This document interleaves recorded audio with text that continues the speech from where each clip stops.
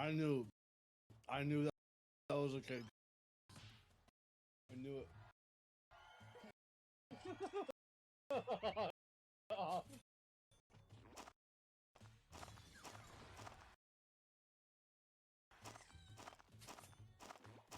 She's literally getting quiplash as she's driving to work. Just talented. Effortless. Effortless, he says. It's time for round 2, where all point values are doubled. That's right. Fuck yeah. Doubled.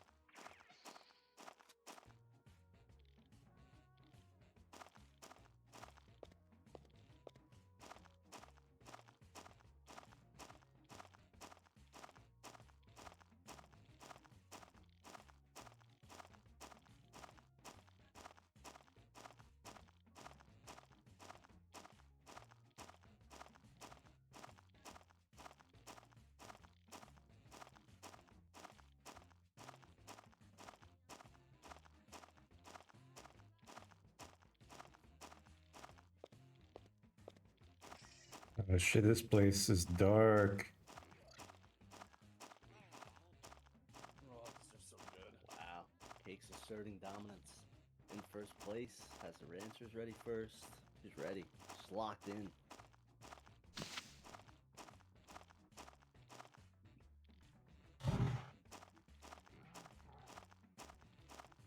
God, how is the fresh mango? Because I know that shit's fresh. It's not like Canada where we get shipped and it's here 7 weeks after it's picked.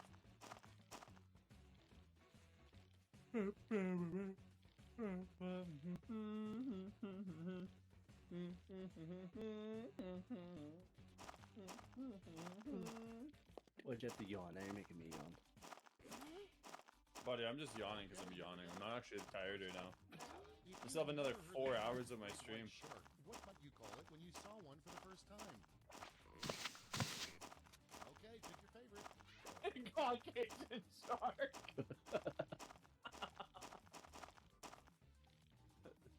Bro, did you see that chompy jaws down there? Bro, I didn't see that. Jumping, Jaws. Watch out. Yeah, Twitch user. I'm in a. So the girl that we're playing with, Kat, she has a stream going too. I'll shout her out so you can go give her a follow, man. She's one of my best friends, so Next in she's line, the name of the amazing, she's website funny, that probably gave your computer and a virus. her community is incredible.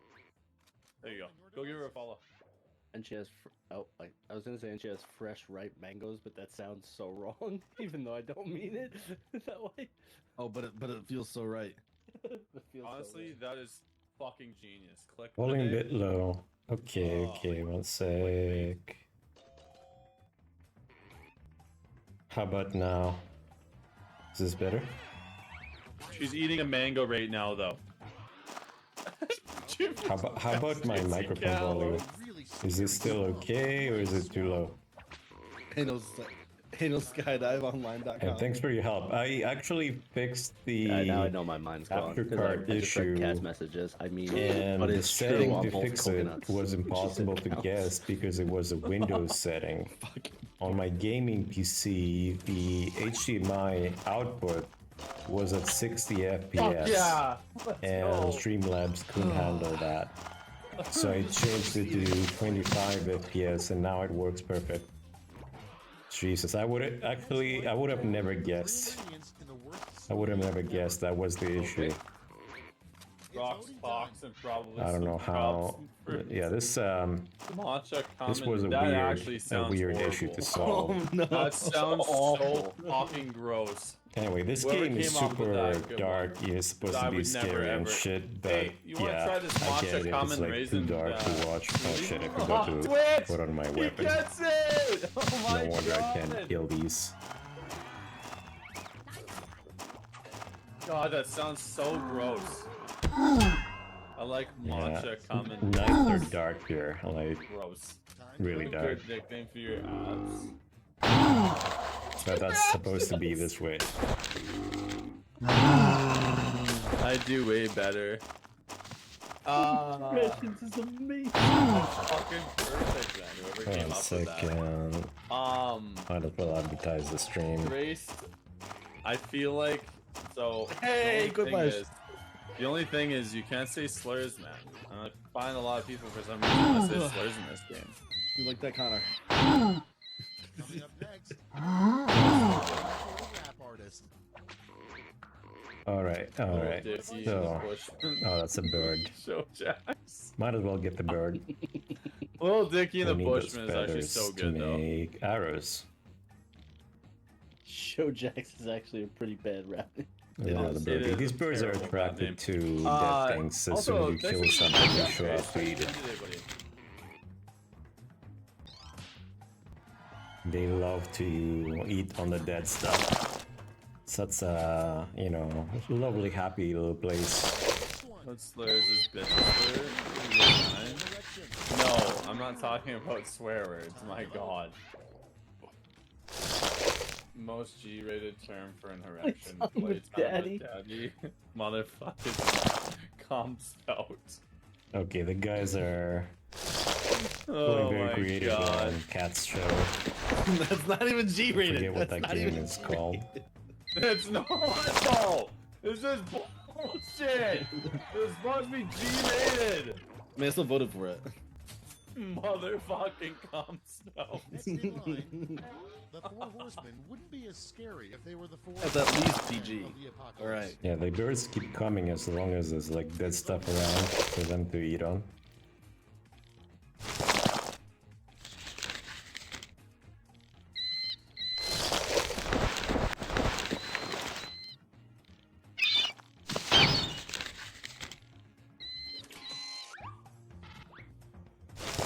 Just another bird. Holy. I might as well kill One the thing hunter. after horny men went so much better. Yeah, I don't even have to move and it just comes to me. fair assessment. Round two. Hello, Sammy. Oh my god, I didn't expect you to drop like it. by. I wasn't prepared psychologically. Oh my god. I should probably go have a shower now that you're here, so I can And then I'm be coming. more, you know, proper. Values are triple, And then he's coming. same prompt this time. There's another bird. Oh my goodness, it just keeps coming.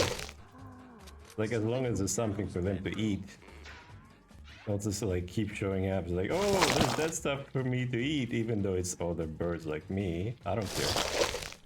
Bodies are bodies, man. I skinned these already. Now they're on top of each other. Oh, there's a new one.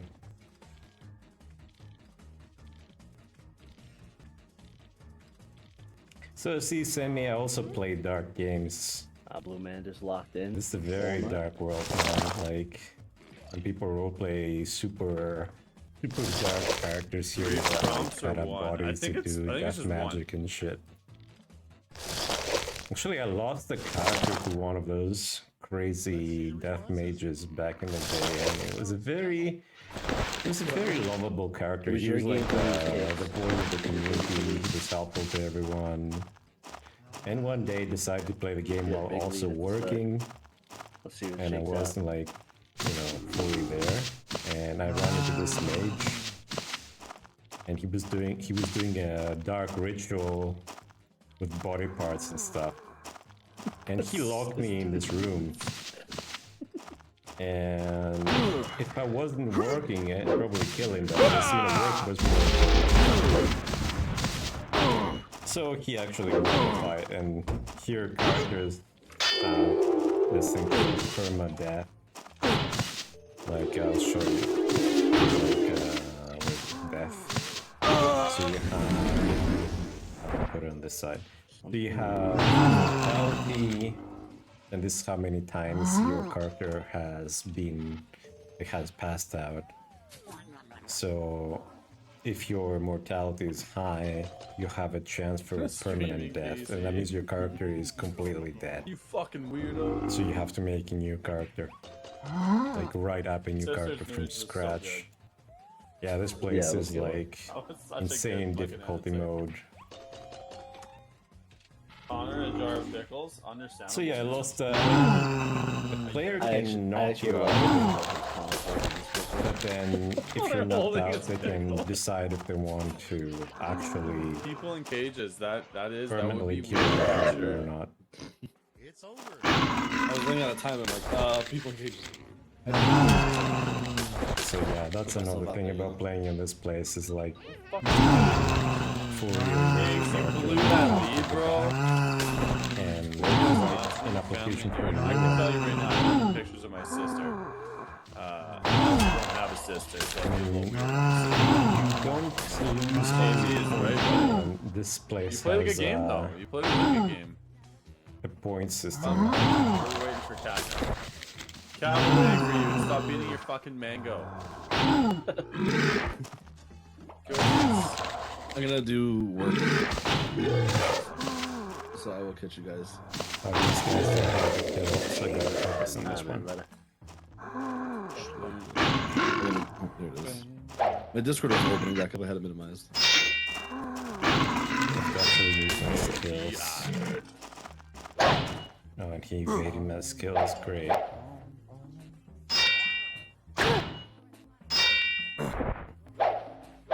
Maybe that's a little too loud, let's turn it down.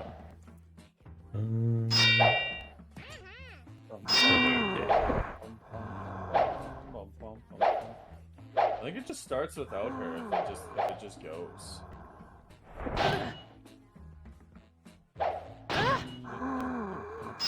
Oh yeah, it still feels too loud for some reason. Yup. I'm actually just opening it back up right now. You mean open? You have it in a to-go That mug? stupid spear is so loud on Wait, this what's that? Eldra You have it in a to-go alien mug or what? NPC. No. I'm opening back up the flash. This thing's just one Oh. guy. Yeah, I just have it in a regular mug. I was gonna say, are you one of those psychopaths that drinks out of a fucking to-go mug in his own house? No, but actually, it's not terrible if you drink coffee slower because it keeps it warm. That is true. But I'm way too tired to drink this slow. Buddy, you're gonna have a nap. It's like 8 right now. By like 12, you're gonna be passed out on your couch. Yep. But the trick is to only pass out for like brief periods of time. Yeah, you don't want to pass out and then wake up and then go back to bed because then you're gonna be stuck in a sleep cycle. Yeah, maybe we wake up, could you'd be take a so potion much to more increase our healing. Yup. We need one more person, guys. So you have to get rid of your weapon to be able to drink a potion, and then you just put your weapon back on. Butt wipe. Oh, you're already in here. God damn it. Romance, you want to get in here?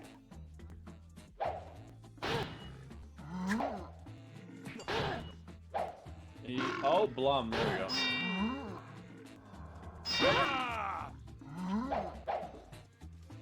Cat could literally just turn Like, this we've off, almost so we killed can just play it, this but motherfucker. no, it just doesn't want to die. Alright. And he didn't have any loot, and what's his like Whiplash. Schmitty, pose. sad. I've got a good feeling about this. Sorry, I was talking to my tater tots again. Let's go. Wait, let's use our skills to kill these things faster. What's up, Where you Sergio? going, How buddy? you Come doing? back. Thanks for stopping in the chat. How's your morning going? Or night? Wherever you are at this morning. There we go. That's more like it. Alright. Maybe I should drink at night side. That'll make the place a little less dark.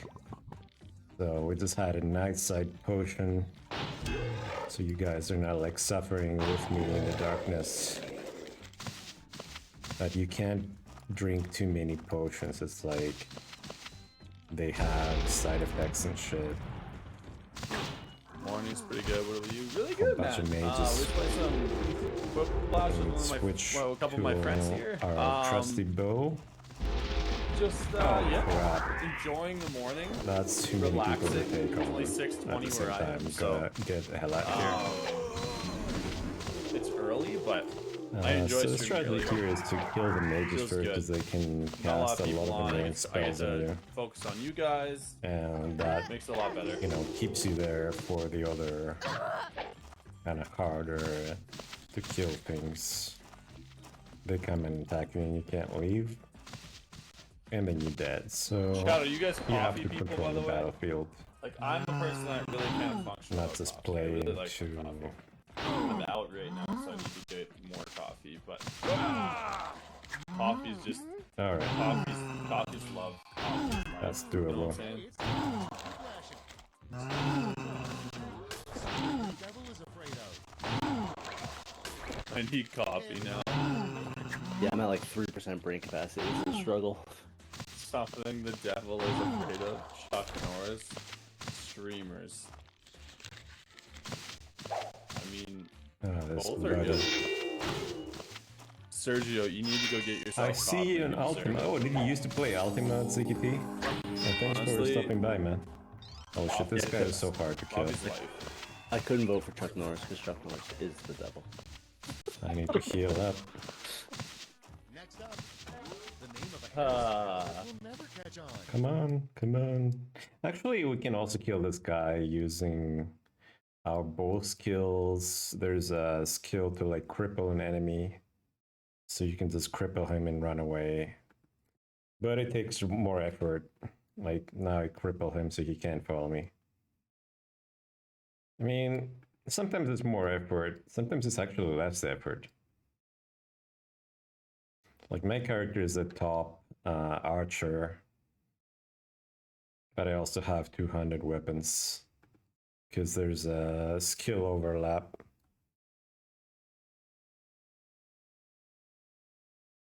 There we go. We crippled the bastard.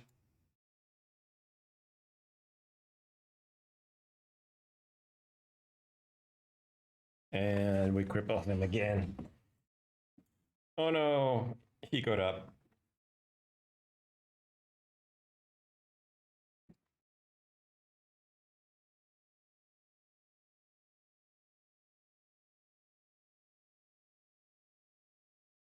All right, that worked out okay. So the good thing about bows is that you don't risk as much if you play smart. And you can control the battlefield more. But, you know, I switch between semi-close range. Like 200 weapons and pole arms actually can attack from 2 tiles away. So I still play the long game in a way. Oops.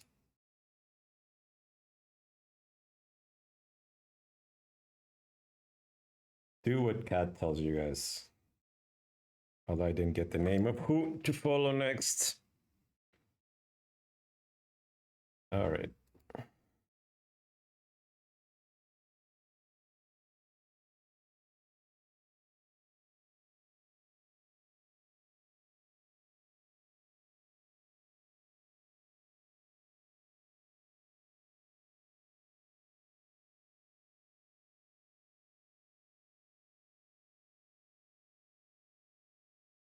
Now Cat sings her outfit.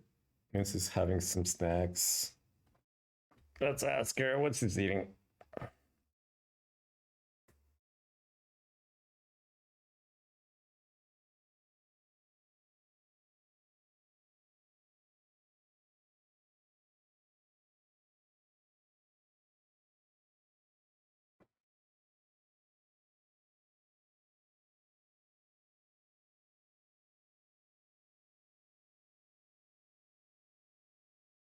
Oh, these guys are back. They respawn pretty fast. Probably because it's nighttime. In nighttime, you get much stronger opponents, and sometimes even like opponents that don't show up in daytime. But nighttime is really dangerous in this place. So you have to really be mindful. And maybe, like if you're a weaker character, you probably shouldn't even leave town during the nighttime, like during the darkest hour. Should we fight him? Yeah, let's fight him with Halberd, it's fine.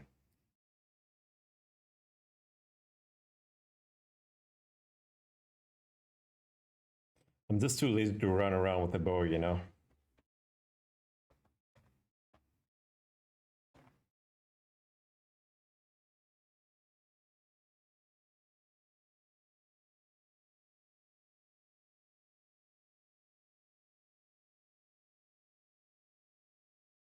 Oh my god, it takes forever to die. Come on.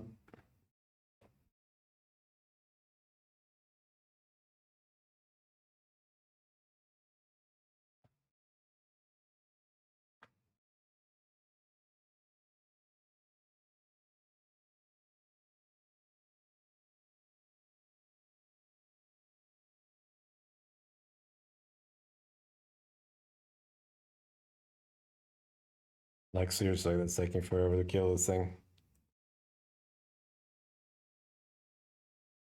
I'm also using the skill that increases your attack speed. Alright. Finally killed it, but no loot. Sometimes he has some couple of coins of silver on him, but not this time. I've killed like 3 of them. And I got nothing for it. Well, except for the experience. Oh yeah, I was talking about the point system here. It's very unique. It's kind of like spirit points. Let me try to read this. So it's like you have like soul potential used to determine the amount of animus. And animus, you can use that. You can use these points on whatever you want. You can use them to buy skill points. You can use them to buy stats. What a nerdy shard, says the Leo. Yeah, I know, it's super nerdy.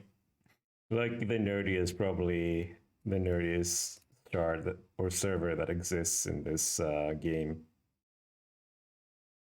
Right, let's kill this guy, and then we'll go back to the explanation. Now 2 more buddies to kill. Let's use this kill. Did you play all the repeat shards? Yeah, I've been playing on role-playing shards for Ultima Online since '97. So I've played on almost all of the role-playing shards that were in English. I even considered playing on like a couple of German role-playing shards, but I'm like, nah, I prefer role-playing in English. Like I'm Greek, but I also speak German. Yeah, I played on Shattered Alliance. I also played on Tirithon and Keros, but Keros for a very short while because some friends of mine actually run Keros. Shattered Alliance, wasn't that the one where you could conquer little regions and there were like towers and shit? Nice to meet you, Leo. I always played a character called Phoebus Athenian in most of the role-playing shards. So if you ever run into me, my name was always Phoebus Athenian. Most of the time, like for my main character. I'm pretty sure we played the game. Cool. Yeah, like I played on Mytharia. Do you remember Mytharia was one of the first biggest role-playing servers?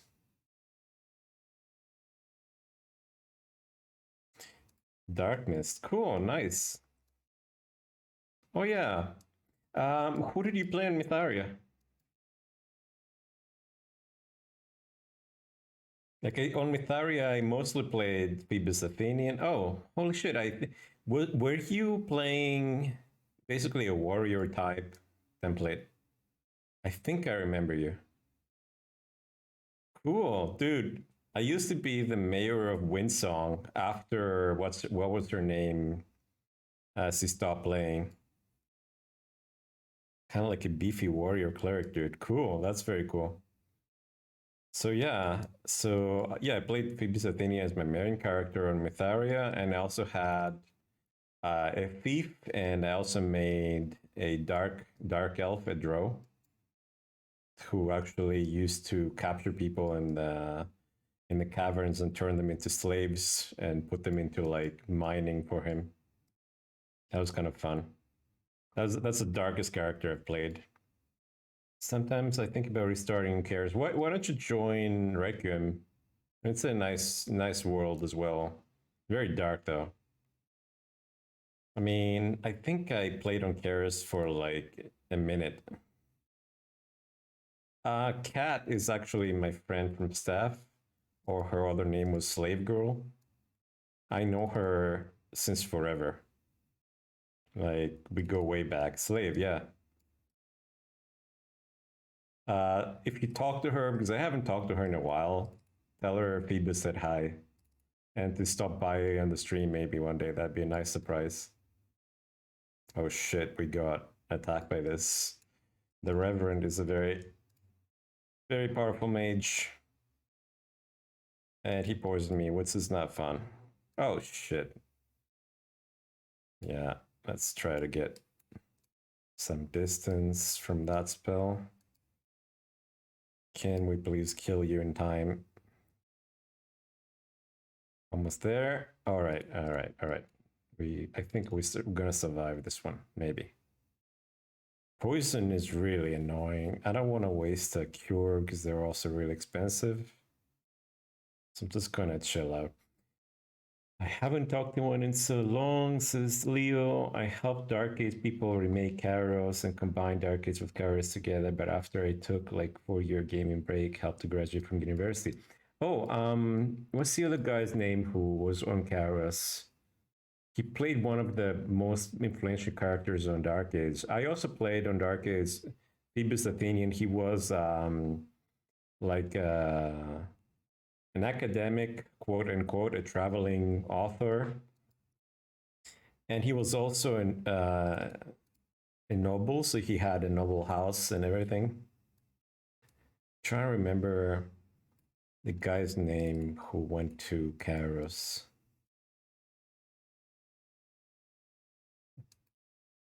Can you mention some of the Kairos people? I probably know most of them. Like Kwamo, I know he plays on Requiem right now. He used to be a game master on Sok. Yeah, you got it. I'm also very, very good friends with Sok. We role played a lot. So say hi to Sok. He's an iconic role player. You're kidding. Yes, Sok is awesome, man. So tell him Phoebus says hi and to drop by the stream. Sok and Sully got married? You're kidding. Holy shit. That's awesome. That's awesome. Look at us. We're a very, very long community into the ages. Like 97 to today. Hey, thanks for following.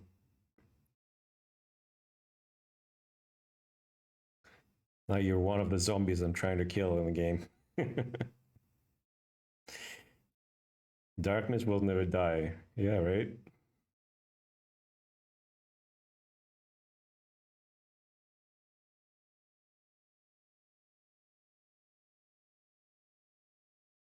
Wow. Yeah, we have a lot of people in common, man. But yeah, that's what happens when you've been in the Ultima role-playing community forever. Oh, holy shit! Two of these bad dudes. I prefer a happier role-playing world. Yeah, I hear you. I mean, eventually, this is what I would like to see for the community. That like I believe in remaking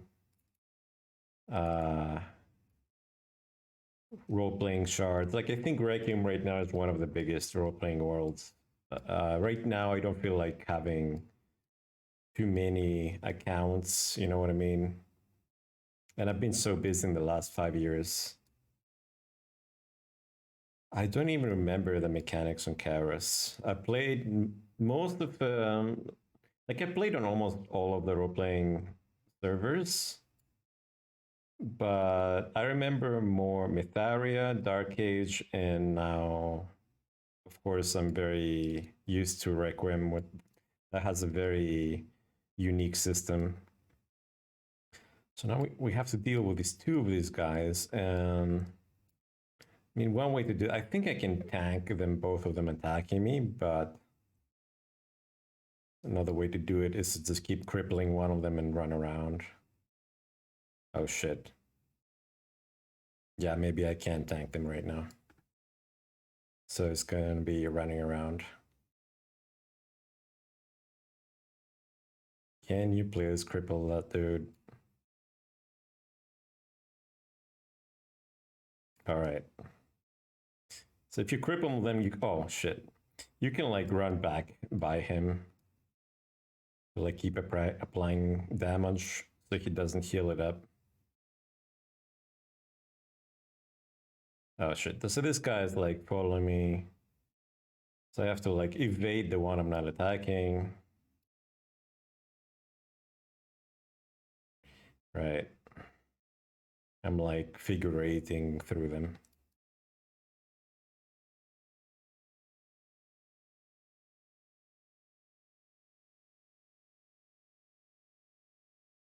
Yeah, I hate that my crippling skill takes so long to reapply.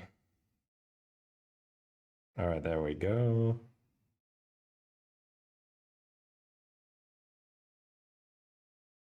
There we go. And at some point he runs out of stamina, so he stops moving.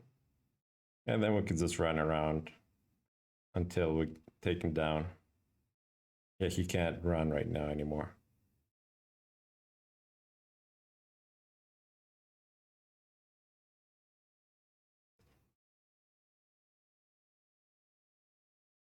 So apparently Cat is raiding another streamer.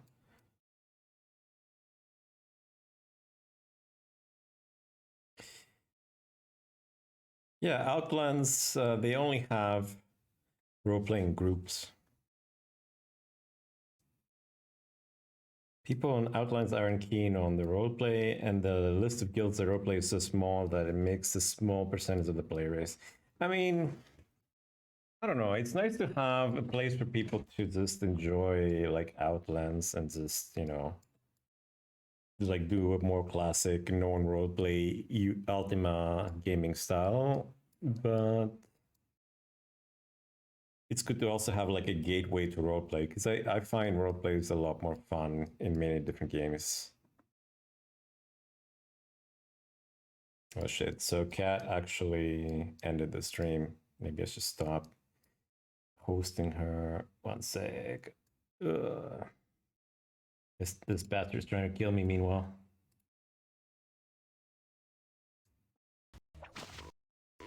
Oh, alright, that's done. Starbucks? So now we should probably put on some music. After I kill this dude, though. Oh, and actually, no, now I can multitask again. Yeah, we'll never get John Mail back. So I can tank this guy. Alright.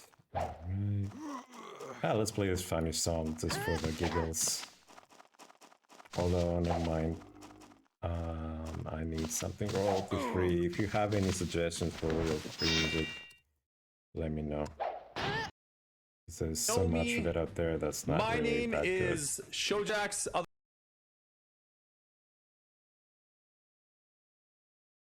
I mean, this is okay, kinda. Alright, so we kill a dude without even paying attention. So, interesting Spark says, hi, want to open promotion. What? No, thank you. Actually, probably gonna... Like, how do I...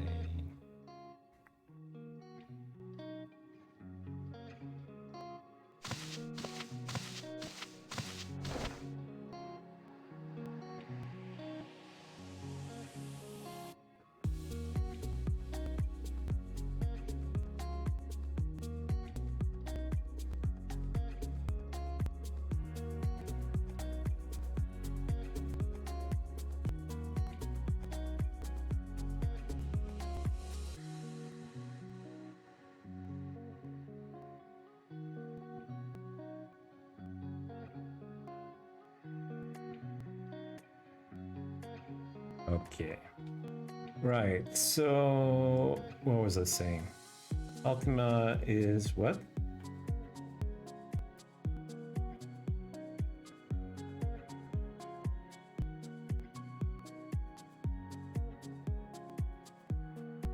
Ultima UO is not the same. Right. Kinda wanted to try Requiem, sadly their policy of you need to apply with the character is meh. Man, it's not so hard to write a character. I mean, we can help you write a decent character.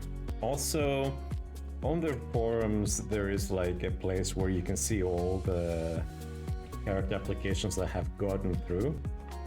And you can find one of them that you like and just modify it, change it up a little bit, and then just apply with it. It's not that hard. Ultima isn't really known by new folks. Most people looking for role-playing servers are old players. That's true. I mean, ideally, I would like to introduce role-playing on Ultima to more people. I mean, that's what I was trying to do with this Twitch channel. Although, I mean, I'm a tiny streamer, so far it's not really working. But it did get us like a few players trying this out, so it's not so bad. So my strategy is kind of working.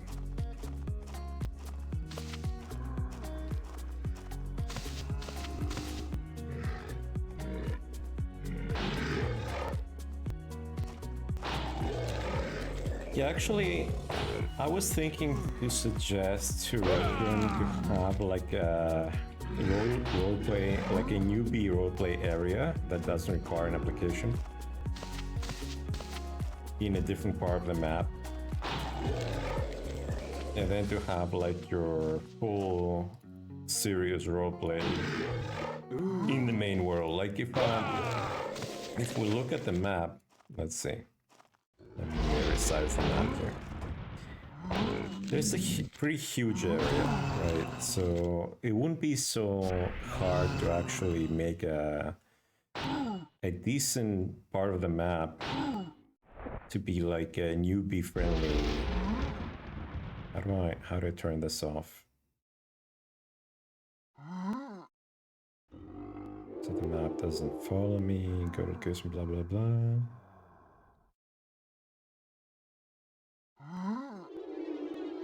It's probably right in front of my face, but I just can't see it. Oh, preview. Okay, there we go. Right, so see how huge the map is, right? The map is like really huge. Let's actually not die with this apostate, because everything else I can tank that the apostate could probably kill me. So let's kill this and then we can talk about the map.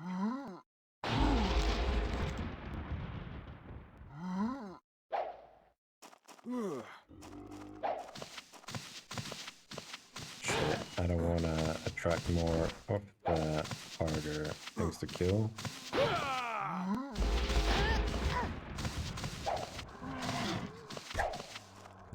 Frozen.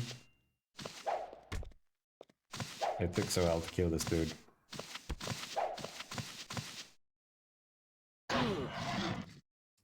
Anyway, yeah, so I think it would be a great idea to have an easier way for people to try Requiem out. Instead of just always have the application requirement to like get whitelisted and whatnot.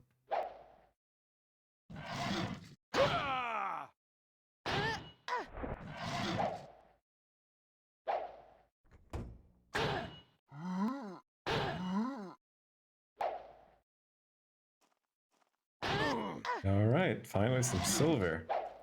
Okay, so this is the map. Let's actually zoom in. Oh yeah, we can also zoom in. And the area that's accessible is up to here, I think, and all the way around here.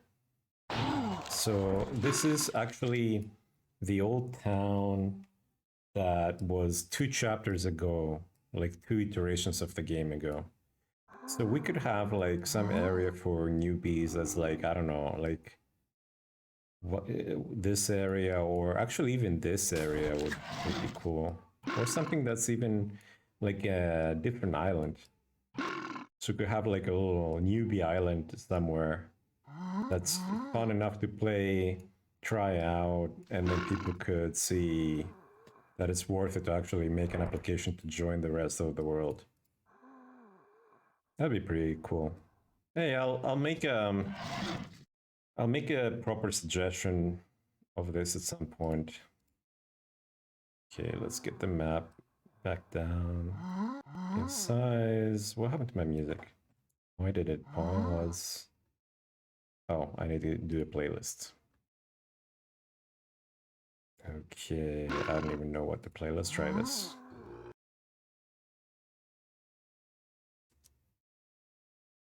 Nah, that sounds lame.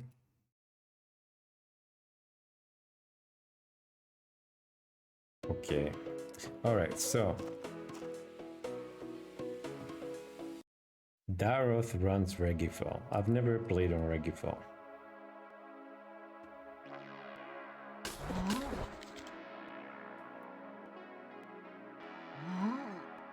Okay, let's speed this up. Gotta use some skills.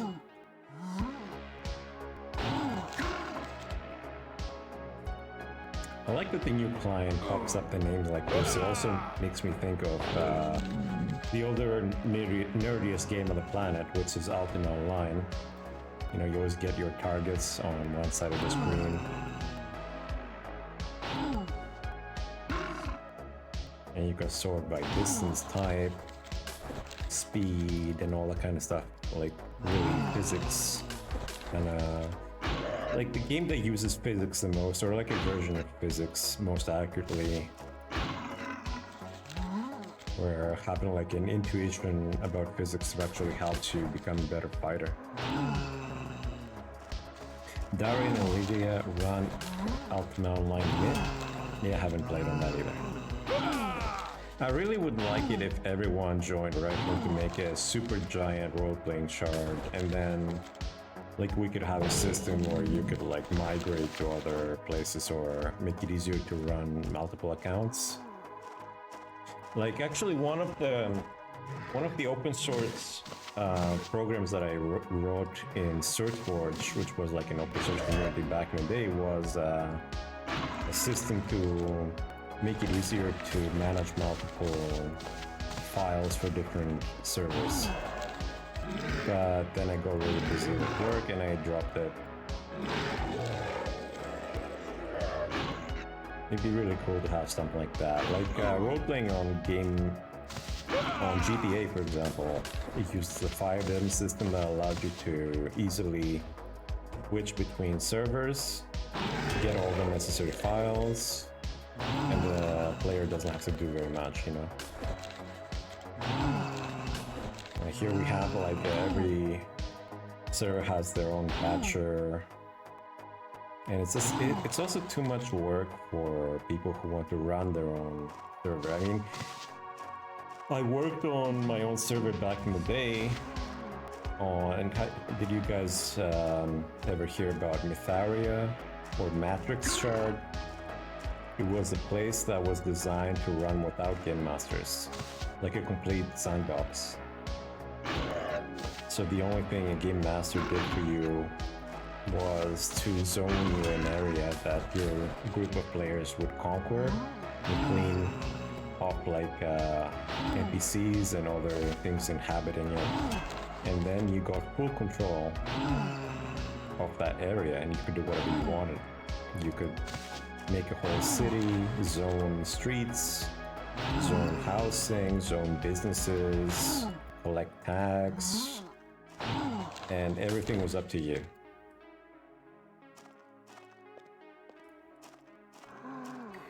Combat was like press a button to attack. Huh. Interesting. Blacksmithing was manual too, had to heat metal. Alright, well we had very custom crafting on Mytharia Matrix Shard as well. That was very realistic. Like we rewrote everything from scratch. We used zero of the standard code.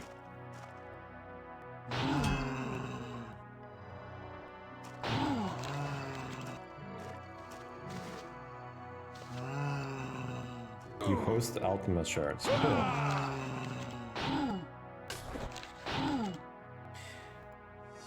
Like, right now, I'm just devoted on only playing on Requiem. So I would just prefer to make Requiem better. But, I don't know. You're hosting 3? Holy shit. What stack are you using? Yeah, that's in 99 was when we started making Matrix Shard.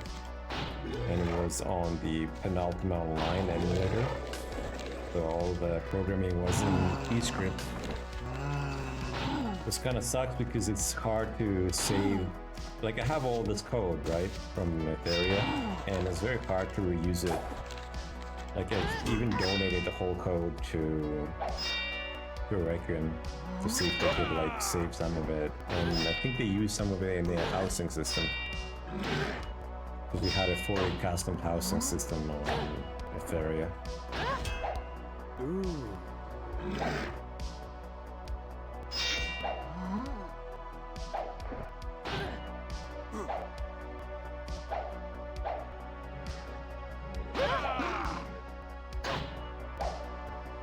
Yeah, I think I only played with the Sphere emulator once, and then we focused on Penultimate.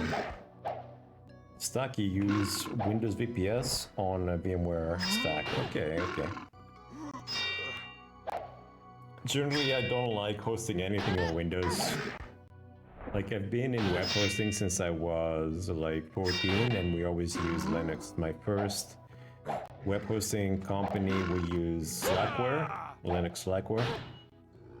And then I left that group and I joined a Canadian company and became partners there, and we were using Red Hat. So I've always used Linux for any kind of hosting.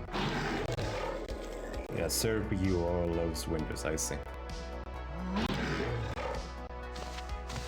Like, is the project as well maintained as Ranio? C#. Yeah, Ranio is also running in C#. I've never played with C#. I did Java for programming in university, but that's the last time I used Java. After that, I went back to C, C++, and I worked in Vision Lab for vision research. And I was doing C, C++ and MATLAB. So I quickly forgot everything about Java.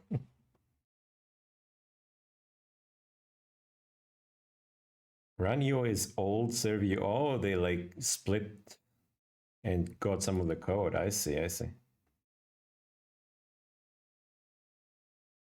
Yeah, I'm not sure which server software is best for Ultima these days. Like, what is the biggest difference between them?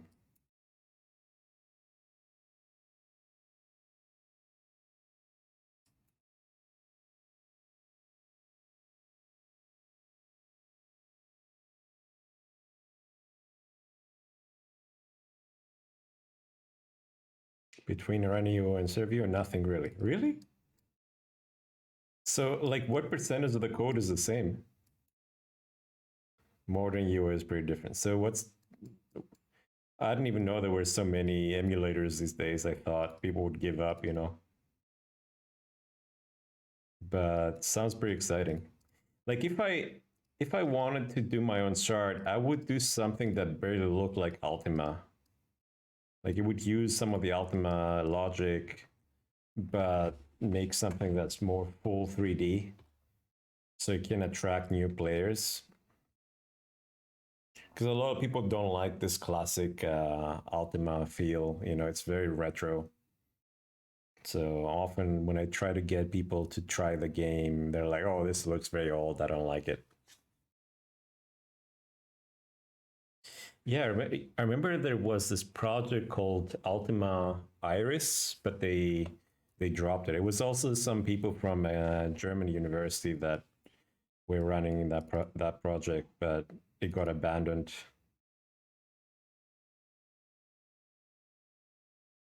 You were a P-Shard try that. Wow. It was totally a scam? Why? What happened? So in order to apply, they use Discord. Yeah, they use Discord to make sure that you don't like make fake accounts and shit. So they use Discord to limit the amount of fake accounts. But everybody has Discord these days, right? No, for the character. No, for the character, I'll show you. You just need to go on the forums. So a character application is done by the forums. So just go on the website and click on forums, and you'll find the, where is it? So community, forums. I don't know why the website is so slow today. Oh, there we go. Okay, so then, so you have a new character.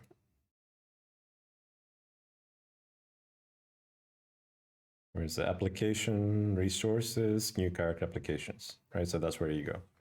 So what I would recommend is just go through the new character applications and find the ones that have been approved. And then look in that pile. Like, where's this? New character applications, approved applications. So I would just go here and then look at some of these. Like, there's pages and pages of approved applications. And you can find some template, some character template that's really interesting to you. And you should heavily modify it, right? But that's a good way to start. And it's like most of your application is done. Oh, actually, this is a friend of mine, and she got her character killed very fast, which sucks because she made an amazing character that really fit very well with my character. So it was a lot of fun to interact with her, but she went to a very risky dungeon and she lost her character. And my character lost a very good friend for him because they really fit in their way of thinking. And that's where the magic happens, when you run into other characters that have very interesting templates. This is the magic of role-playing. So it was the EORoleplay.com shard, was really popular around 2016. Dude promised to write a whole new client for the game. Really, he was just pulling code from Servio forum. Oh, and claiming it was his, asking for donations, and then he vanished. Man, that sucks. Death can be permanent, but it's not always permanent. Like, you get knocked out, that's not considered a death. Right? So if you're fighting NPCs, you could still die. So if you fight a red NPC, you see here, it says deadly, 10% chance of 1 point. And that then adds to your mortality. So you have 1 point of mortality. If you have 1 point of mortality, then you have a 1% chance of actually dying next time a red NPC attacks you or a player. But if you chill out, like you go to a tavern and you just chill out and roleplay, your mortality goes back down to 0. So there's a way to not have your character die, but that's not 100% true also, because the player could still kill you. But for a player to kill you, they have to roleplay. So they have to be like, natural enemy of yours, and they'll give you chances to get away from the, from the PvP, from being killed. And if your character, though, decides to be like fearless and, above everything and not afraid of dying, then they might actually die. And, often enough, people will lose their characters for real. So then you go back to the drawing board. But you save most of your points. I forget what percentage of your animus points. Oh yeah, I started talking about this, and then actually I need to increase my skill cap. So I spent some animus to increase my skill cap, which is what, I have an end game character, so right now I barely have any room in my skills. This is an insane skill cap, and I've only gotten this by spending a bazillion points of animus. And trying to improve my hiding. Yeah, I have a lot of skill points, so this is like a kind of like an end game character. And I focus this character only on fighting. Oh, you get 100 points of talents for free. That don't count on your skill point. This is for gathering skills like skinning, geology, horticulture. Geology is your typical mining. Horticulture is your anything to do with woods and plants uses this skill. So it's very custom here.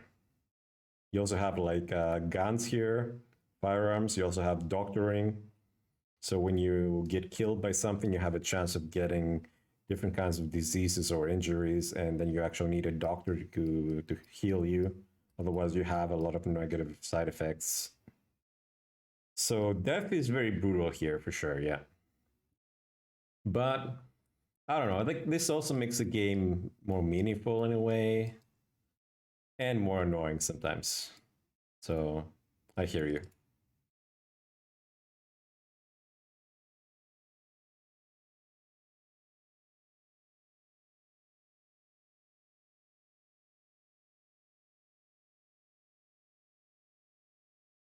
Yeah, I'm not gonna bother killing that red dude because they barely drop any coins, and that's really annoying. Takes so long to kill them, and they have nothing on them. Thanks for following, Sebcom. Thanks for joining the horde of zombies I'm trying to kill over here.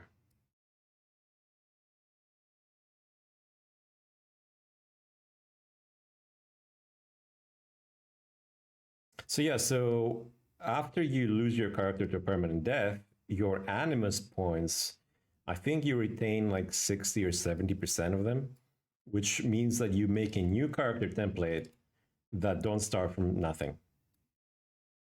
So you can, I mean, you don't have possessions, but you can invest your points and skills. So your character will be useful and not a complete newbie. So that's how the server rewards the loyalty, right? So, but this is not a pay to win environment. So, like if you chose to donate money, you only get loyalty points, LP, and not animus. Animus you only get by playing and killing stuff. Like if you kill stuff, you get more infusion points that turn into animus. 1,000 infusion points, I think, is one animus. So every time you see like infusion from killing something, these end up in animus. And you can spend animus on stats or skills and all the stuff, actually. You can even spend animus to pay rent on your house instead of, paying coin. But I always choose to pay coin because animus is much more valuable to me to increase my skill cap.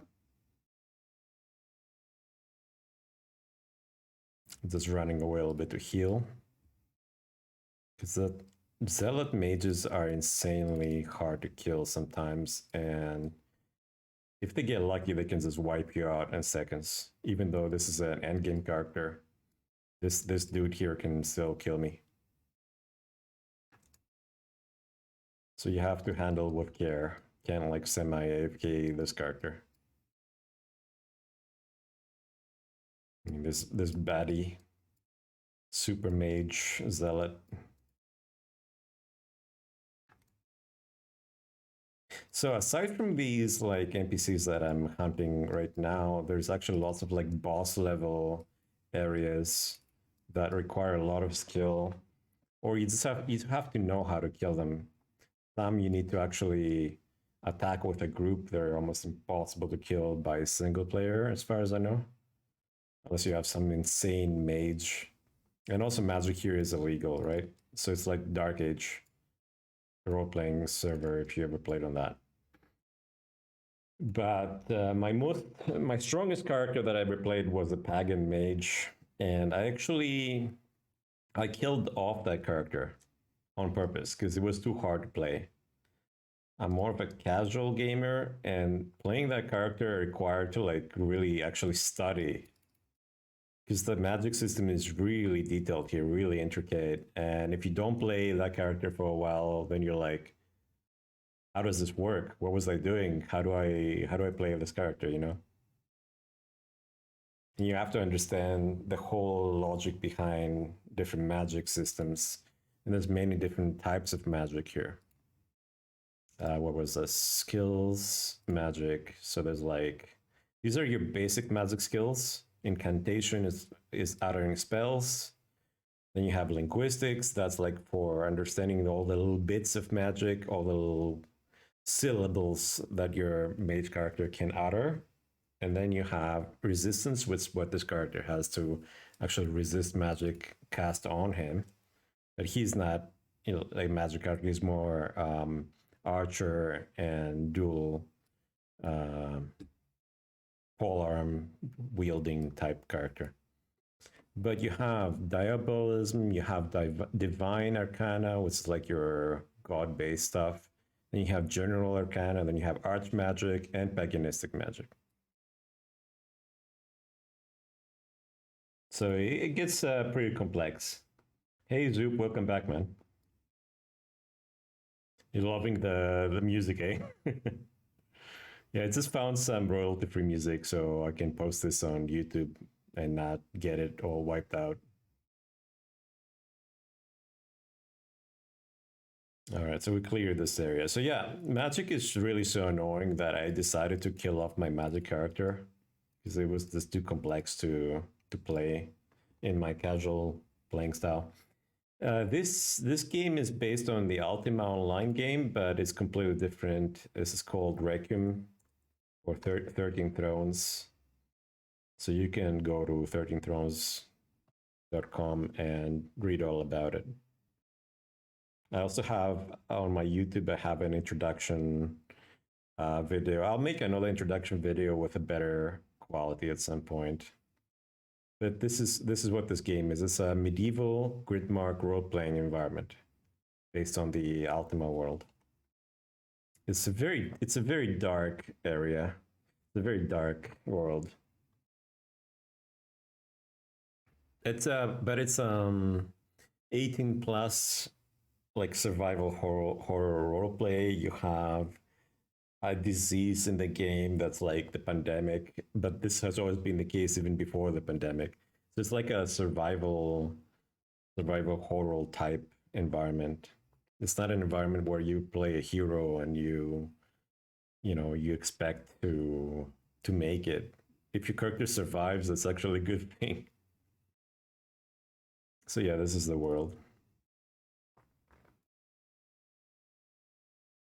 Requiem, 13 Thrones.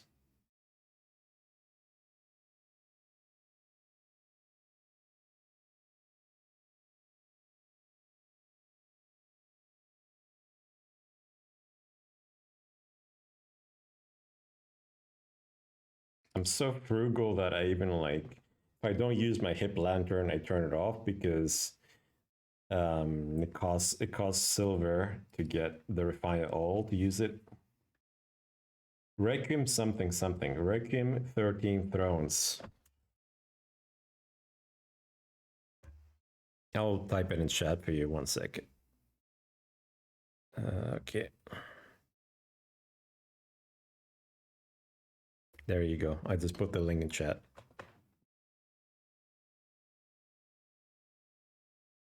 Requiem, like Requiem for a Dream if you watch the movie. And it's as depressing as that movie. It's it's a really dark place to play. You're welcome, man. And it's also free to play. All you need to do is download the patcher, and it's going to get the whole game for you and all the assets that are required. But you need to create a character and write his background. You can find all that information on the website, how to do that, and also you can look at other examples that other people have made. So you can find something that you like, something that's inspiring, something that you feel like playing, and make that character type.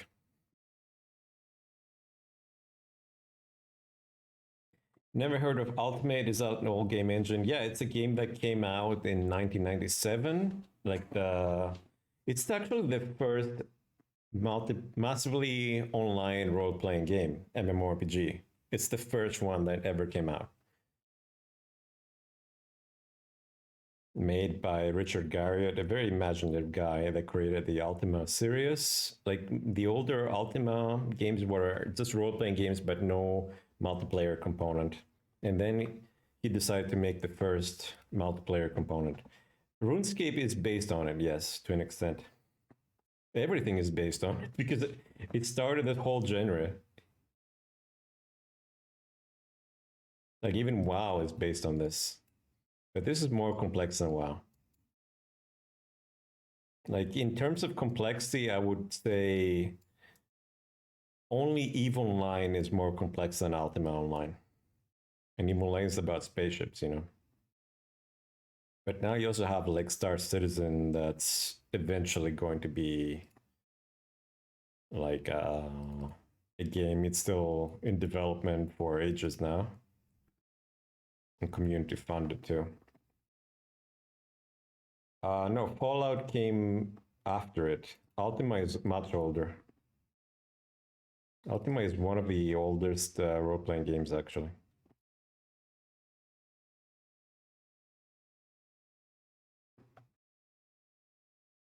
The OG? What's the OG?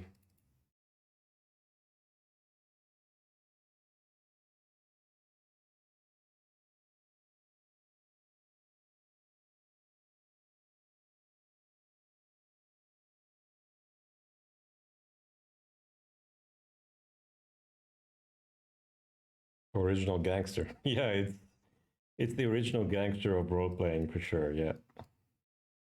I'm actually trying to...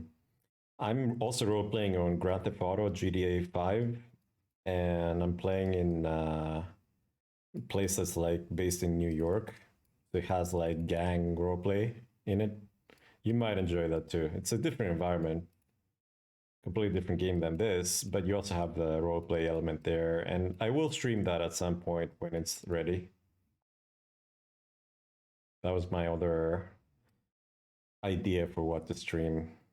I think I'll focus the stream to a degree on role playing, and then also like I don't know, psych, philosophy, real talk, discussion, stuff like that. Like whatever us as a community end up wanting to discuss. I used to make money working as a dungeon master. Wow, awesome, man. Very cool, very cool. I know a few dungeon masters, like for traditional D&D. This is very D&D based.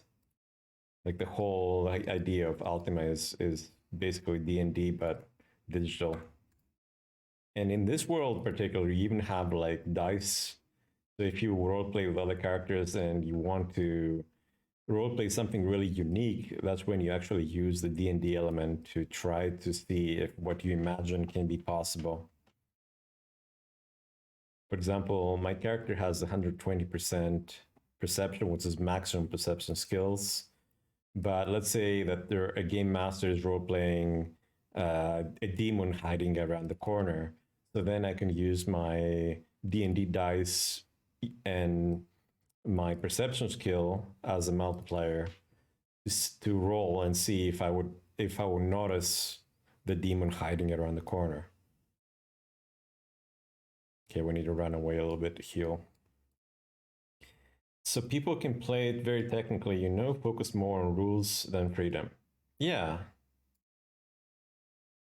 Yeah, D&D is definitely how this world works. So you often have role-playing sessions where you break out the D&D dice. The only difference is like it's a digital dice. But there is a, let's see. There's so many commands on the server. Somewhere is a command to actually run your D&D dice. Yeah, there's a lot of commands. Challenge, blah, blah, blah. There's actually custom languages as well for people that come from different areas in the game. Dirty trick. That's probably some skill I don't know from another template. Flip, blah, blah, blah. 3-4P. That's something you can just turn on for people to know that you're looking for another person to roleplay with.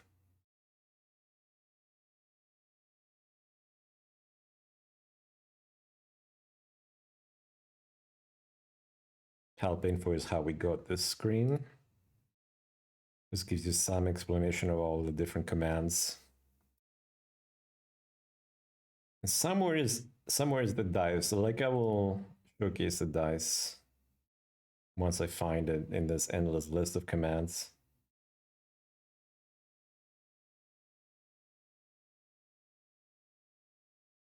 It's probably called roll.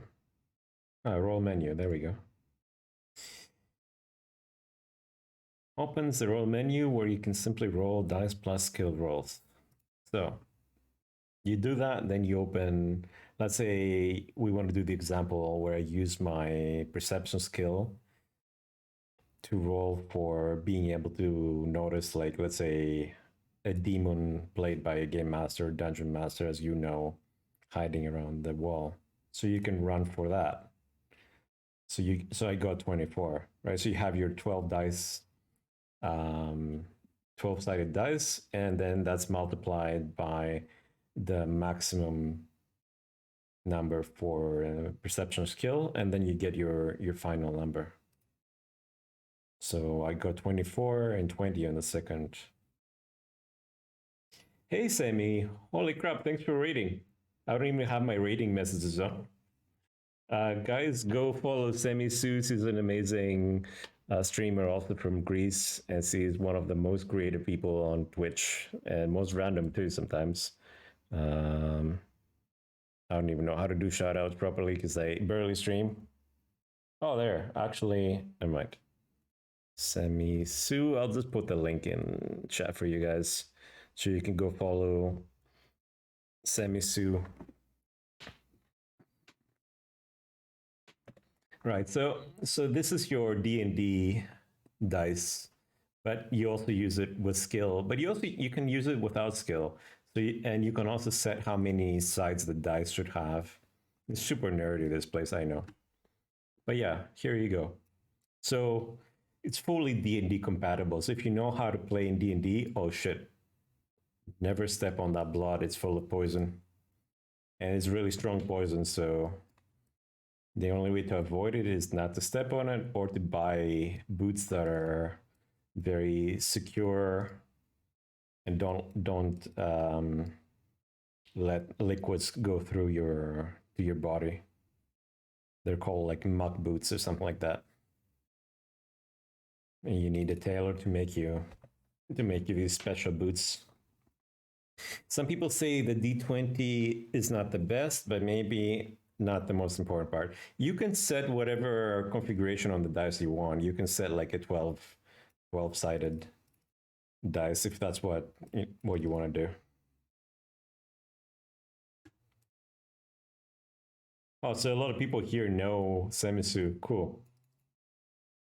Guys, welcome to the stream. I'm playing right now on Requiem, which is like a very dark role-playing environment, like a serious role-playing environment. And you can learn more about about the game on the website. I'll put the link in chat. It's a very kind of retro game that it's based on. So if you love retro gaming, it's something that you're probably going to enjoy. It's free. So, if you don't have money to spend on fancy games like Diablo, it's a good alternative. But it requires that you role play. So you have to write a character background, and then you have to role play when you run into other characters or situations. But there's elements that are basically almost kind of like a hack and slash Diablo kind of type thing, which is what I'm doing right now. I'm just hunting. Although his roleplay explanation is that he's like trying to make the world safer. So he's like trying to reduce the amount of undead and bad things. The plot is actually really thick in this place. I can't even begin to summarize it. And this server has been online. This community has been going on since like '98. So I think the best way to summarize the plot would be to head over to the lower section of the website. Give me a second, I'll show you. So you go to Hall of Wisdom, and that's only a very brief beginning on the storyline. behind this world. There's actually way too much written material, if anything. So it starts with yeah, this is not even a summary. So prelude part 1. I guess you could start here in the prelude.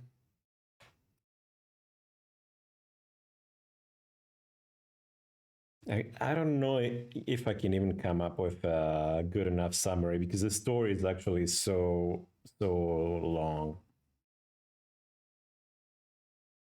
Overall, it's a very beaten up world from all sides of things. You have like a very lethal disease that's killing people left and right in the world, and some areas of the world have been vacated because of the disease.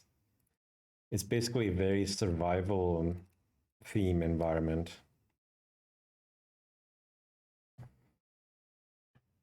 Very good server. I wish I can play, but my English sucks. Actually, Niha, that's one way to improve your English. And this is actually one of the biggest benefits of playing this game and in this world is to improve your creative writing or improve your English. You could make a character that's not very well educated and just use the English that you do know. And you can learn by just playing the game. It's fine. And I mean, if you want, I can help you make a character application for a character that's not very complex to play, and you don't actually need to have a very high English skill level to try it out. And by playing, you'd be interacting with other people in English and also reading descriptions like, like this is an emote, for example, which is, a way to like show what your character is doing. So you just type this out and, then you can like check your character journal for other characters, typing something. Or here you see that the developers are also role-playing what the NPCs are doing. So you see that this leech is actually eating remains from other animals, right? So it gives you a hint.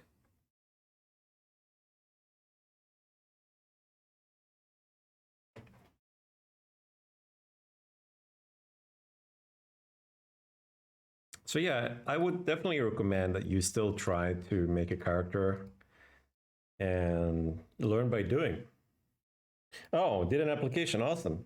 Do you mind if I read your application on the stream? Maybe I can give you some feedback. And also, right now, the guy who reads most of the applications is Cody on Discord. So, I see that you joined Discord. Cool, yeah. Go for it. Character name is Seltzer de Bastille. Cool. Let me clean up some of these guys and get in a safer area because here zealots are near the spot, and if I'm not paying attention, I might get killed by one of them.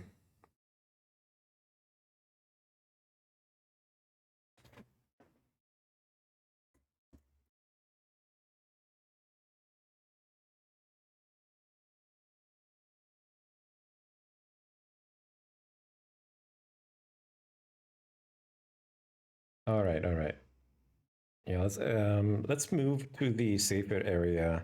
So this area is called Ayuela, or the monastery. It's like infested now with really dark kind of undead mages and other zealots and these types of characters. It's not the safest place to just chill. So if you AFK here, you might, come back and just find a corpse at best case. Yeah, FK not recommended there. But if you leave the area, like if you leave the area completely, you go back to like a place that has guards and stuff, and it's more safe.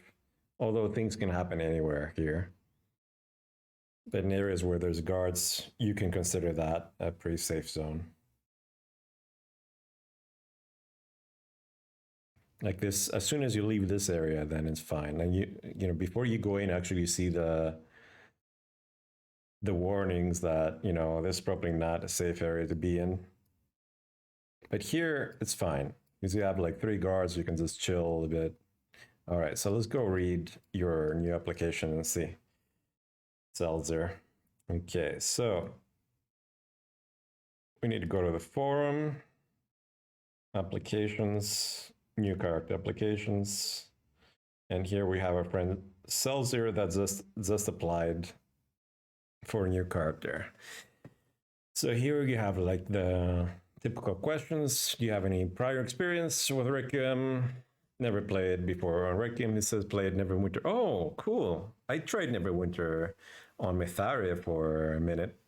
I didn't really like the Neverwinter client though, so I went back to Ultima. How do you hear about Requiem? Looking for P servers for Ultima. I found Requiem, but I was on the fence to try it due to the permadeath system. I know permadeath sounds really rough, but there's ways to not die. But if you are reckless, you might die, yeah. Character questions, what would be your character's name? Seltzer de Bastille. Main name Seltzer, last name, family name de Bastille. Cool. Please briefly describe the physical attributes of your character, including age, looks, height, weight, and other notable features. Seltzer de Bastille, around 30 years of age, a man of height 5.7 feet, and heels included metric 173 centimeters, with a weight of 98 kilos, black hair, usually sporting a ponytail and rough beard, dark brown eyes. Cool. Please provide a few short paragraphs with the pertinent details or notable qualities of your character's history. Actually, I should zoom in so you guys can read this if you want to. This doesn't have to be exhaustive nor revealing of information you wish to keep secret. Although, you know, reading these character applications, we always know the rule that this is metagaming. Your character in the game can't know one other character's application. This is you as the player can only know this, right? Outside of your character. So your character can't, you know any of this information unless they interact with your character or the other person's character, and they reveal them the information in the game. So, son of Sigurd de Bastille and Nari de Bastille, taken as a magician apprentice by Darut Bar from the Northern Lands. After a few years of training, assisting his master with teleporting magic, something uncommon on this world, decided one night to fiddle with one of the teleporting parts, triggering it and being teleported without much to Eden. I think you need to actually edit this and add a lot more detail, and I would suggest that you read a bit from the Halls of Wisdom, right? So how did we get these Halls of Wisdom? You go, oh shit. So we go up here, then Halls of Wisdom. And here you can read some of the background about the world. So I would go through a bit of the prelude. Okay, this is too far zoomed in now. And then read more about the different geographical areas, right? So you have these main territories. You have the Western territories, you have Midlands, and the Eastern Baronies. The Western territories are the most ravaged lands by the torment, which is this disease, like a pandemic. Midlands and so, and the Eastern Baronies is one of the richest, kind of like more established parts of the Republic. Then it'd also be a good idea to read a lot of information about the main factions, especially since you want to play a mage. You should read definitely the consortium. And so in your character application, you have to have a bit more details about where your character comes from, because that gives your character a lot of attributes that you need to integrate into your play. So, and then this is like a role-playing exercise to make sure that you understand what roleplay is, basically. So you have like state your character's intention and motivation for entering the first province, which is the first province is what is in the game.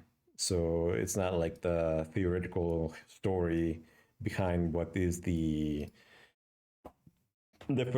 first province. And I'll show you what the map looks like so you get an idea. what the first province kind of looks like. So it's this thing here. We can zoom out. This is where my character is right now. This is the fort that you start in. Actually, you start in right here. So this is a very kind of well-established fort and has basically everything that you're going to need. A lot of very cool areas to explore. And this whole map is the first province. And some of it is limited. So, for example, you can only play in these areas all the way up to here. And this is like the old city of Tor, though right now in this chapter is not accessible. But 2 chapters ago, I used to play a character that was based on Dexter from the TV show Dexter. So he was actually like hunting down criminals and cutting them up in pieces and then taking them to the docks. I think the docks like right here, some like backwater area in the docks, and he would like dump their bodies in the river. Very dark character. And actually on his first day, that character, I think his name was Vasan Dukas. You know, if you watch Dexter, the TV show, Dexter was using being a blood spatter analyst as his cover. But, you know, given like in this environment, you don't have that line of work. I designed a character that was working for the church as like a church mercenary or something like that. And so he was using the church as cover for the fact that he was a vigilante going around and, you know, cutting people, like watching criminals and giving them a last chance and then like cutting them up. So yeah, so okay, so the last part of the application is your response to like a guard asking you why you want to join this place, and you respond to that you watch this master with attention, passing him from time to time the agents requested through time to learn. Okay, I think you're responding to something else here. I think you need to also edit this part of your application. Like you need to you need to keep this part of the template. Oh, okay, maybe the template changed because usually you have to answer to a guard in the gates to actually be allowed in. Maybe this is fine. Maybe this is fine. But you definitely need to add more background to your where your character's from, like how he grew up, stuff like that, like things that would help you base your role play around your character. But this is a good start. It's a good start. You're very close to, you know, getting approved. But right now, with what I see, I think Cody and the other staff would say, now you need to add more details. So I would read more examples from the approved applications, and you can use the information there to actually, you know, make a character that can be approved. And just look around, and you want to play a mage from the get-go. And mages here are very complicated. I'm gonna let you know. And also, you can't openly play a mage. I wiped it a few minutes, mind you. Need to flesh out things. Kind of used old template from NWN. Okay, cool. Really old template. That's fine. That's fine. Yeah, try to flesh it out more.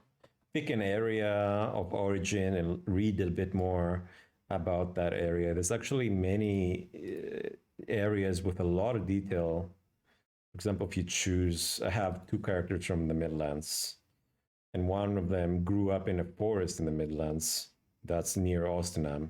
So you can like pick a place or like read through them very quickly and see which one feels that it really connects with what your character is about. So here is where my character is from.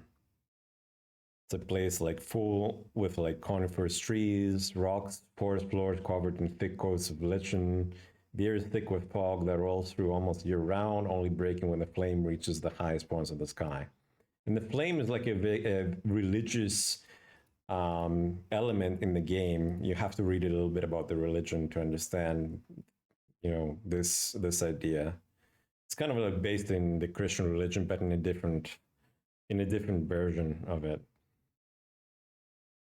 So each place has its own like a little bit of history, and so depending on the character that you want to build, it might really match with the particular part of history. But that said, my character grew up in a forest, so actually this gives my character a lot of freedoms from the different templates of towns and what town folks in particular areas would think. So he's more of a free thinker. He's actually not religious, and you can play a non-religious character here as well. Although a lot of people here are very religious, or there's people that are religious and people that don't care, or people that despise religious people. You have all kinds, and this is actually what makes it fun.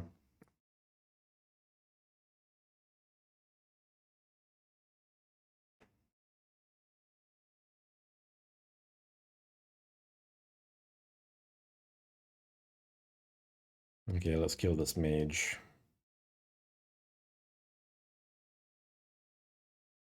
But yeah, give your character application some work, and then if you want, I can have another look at it and give you some feedback. Shit.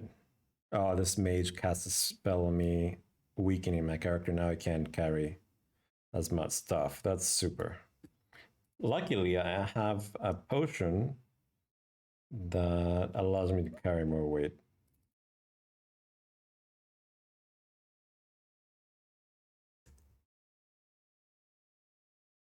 So we're back to okay until that spell effects disappear.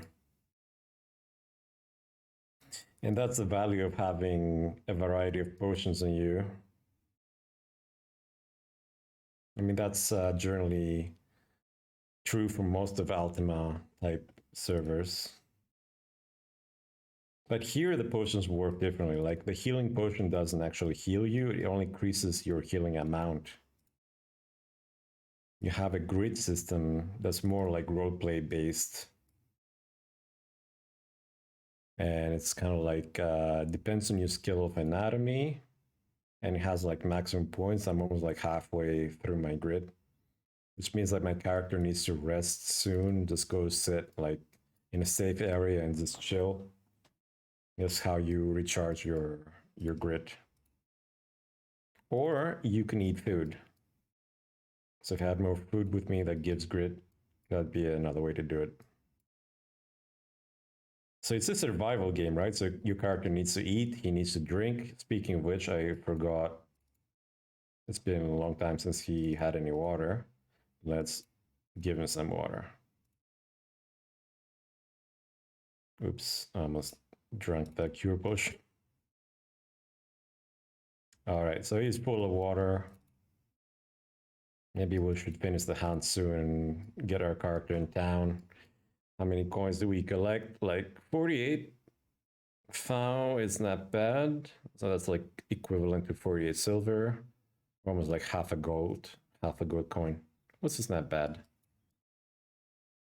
Actually, streaming made it easier to hunt because hunting can be, I don't know, a little boring to me sometimes. Come on, big dude. Come on, you know you want to die. Come on. I don't even know how to get to where he is. You can use pathfinding though. Let's see if pathfinding is going to find a way in there. Oh, it's not accessible from this side. Oh, there we go.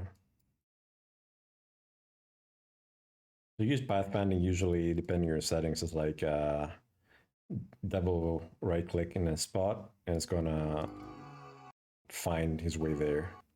If something is not really easy to understand how to get to. That's the way to solve that issue.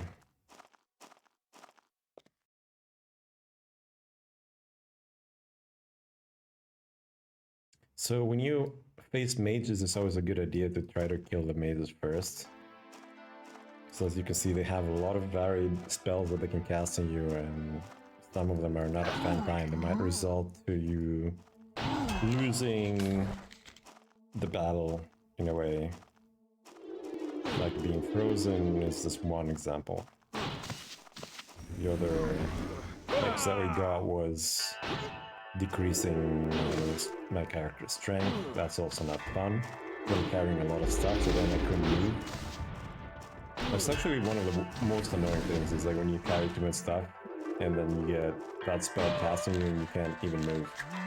And that moving means death in most games. Or even in real life. Like for martial arts, you need to move, you need to be able to always move.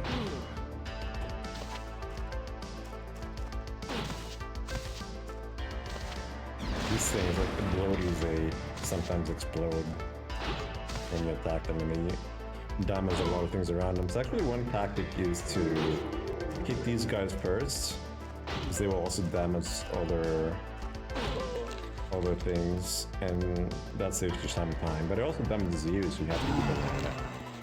So if you're a brand new character, actually, it will pick you out.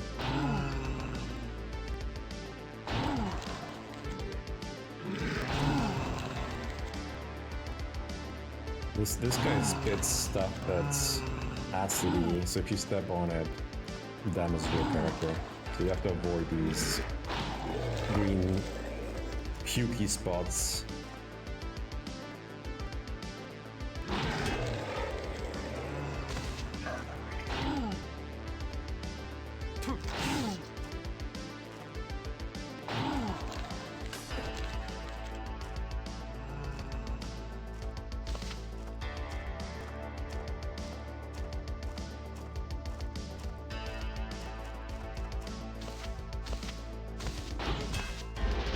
Right, so if you hunt a lot, you actually get infusion fatigue, which is a mechanic to stop like too much power gaming and stuff like that. It's a little annoying, but it resets every day.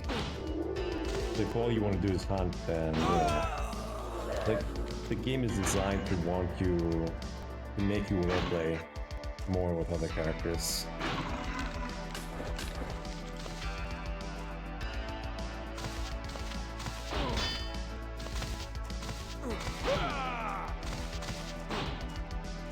So for anyone just tuning in, we're playing this game. Actually, I should zoom out, because now I destroyed the website. Called Requiem.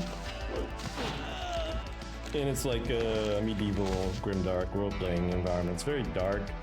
It will satisfy all your darkness requirements if you want to roleplay a very dark character, or any character really.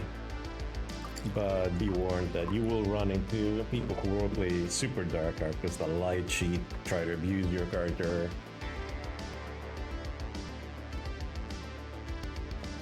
And people might try to kill you as well. That's part of the experience. Although they will do so in like a fair roleplay way, instead of just getting PK'd, like player killed.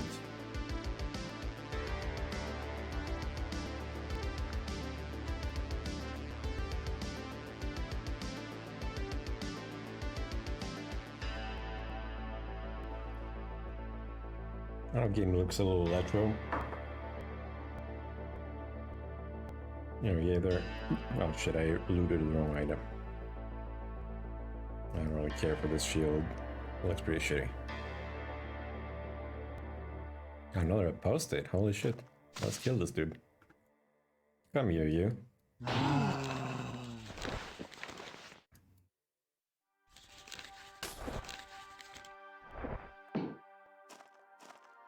Actually, this game, Ultima, is the first game that ever created a concept of avatar, which is, having a character in the game that represents you. That shit is old. Like the first Ultima game that ever came out.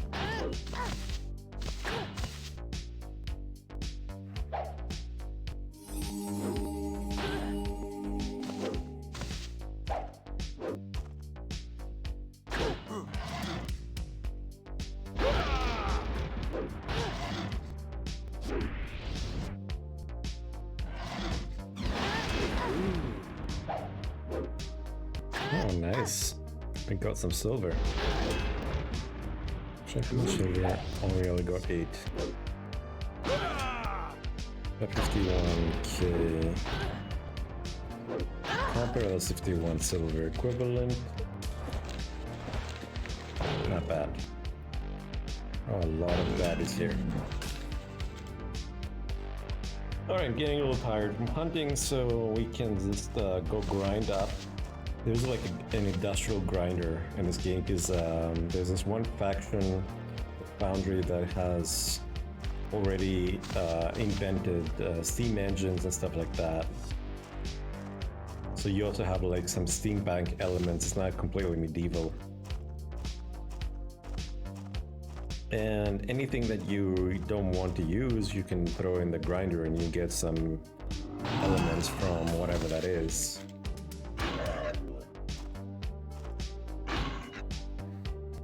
So when you go back to town, don't forget to holster your weapon or sword or whatever you're using, otherwise the guards are gonna go bananas on you because it's illegal in this area to brandish your weapons. So it's a much safer area as well, because you know, if you can't even brandish your weapon, then it's unlikely that someone is going to attack you. Although you can make a character that's super good at wrestling that doesn't need a weapon, right? Because you can just punch someone out. And there's some people that have designed characters like that. So this is the industrial grinder. And you throw in there, like I collect these magic items. So unlike other servers here, you need to use a magic item for your character to focus on his spells. But because my character is not magic oriented, I just grind these and I get this magic dust that you can use on other things to like craft items with magic properties and stuff like that. So let's see if we have any other. Actually, these are called morims. And you just collect them from mages that you kill. Sometimes they drop that as loot. Alright, I think that's everything. We can just grind it. So we get infused particulate. And this is the stuff that you can use with some crafters or mages and stuff. To make you items that also have magical properties of some type. So I collect that.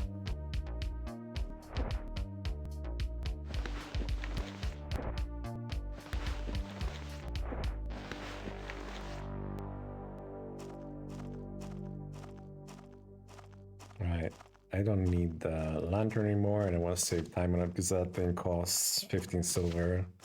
You get more refined oil for it, but it's really good because it doesn't take space in your hands, so I can use both hands to wield bows or like my halberd and other weapons, and still have lighting. And also lighting here changes your stats. So if you're in complete darkness, you lose some of your stats. You lose strength, you lose, and the darker, the worse it is. But if you use your lantern, then you get back to normal in a way. Alright, so usually here I store some of the items that... Now this is my tiny house, by the way. And I'm very frugal, so I have like the smallest house possible and a pen for horses and stuff. These are pack horses though, you don't ride horses here generally. You can only rent horse rides to fixed locations, which is like an equivalent to fast travel type deal. Alright, let's store our feathers. I usually throw some of them in there. And a whole bunch of other shit. It's like a very messy box that I just quickly throw stuff in. This is my pantry that's full with food. Actually, let's see how we're doing in food. You go to your body tab and see that character is 72% satiated. And we should also have some water, probably. Oh no, it's full of water. Alright. So, a lot of high quality food has benefits. So this actually gives you 10 HP, 10 stamina, 10 strength, and 800 grit recovery. It's very high quality food.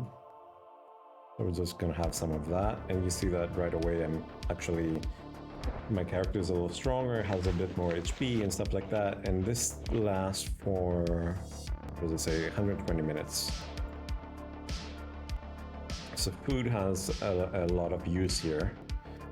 Well, first of all, if your character doesn't eat or drink, actually if he doesn't drink, he becomes poisoned from dehydration.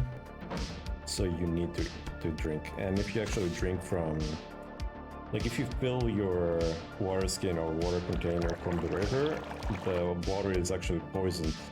And actually there's two ways to clean up the water. Either like have a water source like a water trough or something that has clean water, or you need to have, what is this, water kettle. So you have this water kettle, and you need to like put like kindling in there, and also water skins full of water, and then make a fire and boil the water. Otherwise the water is not really drinkable, so as soon as you drink it, your character will be poisoned and will probably die. That's fun.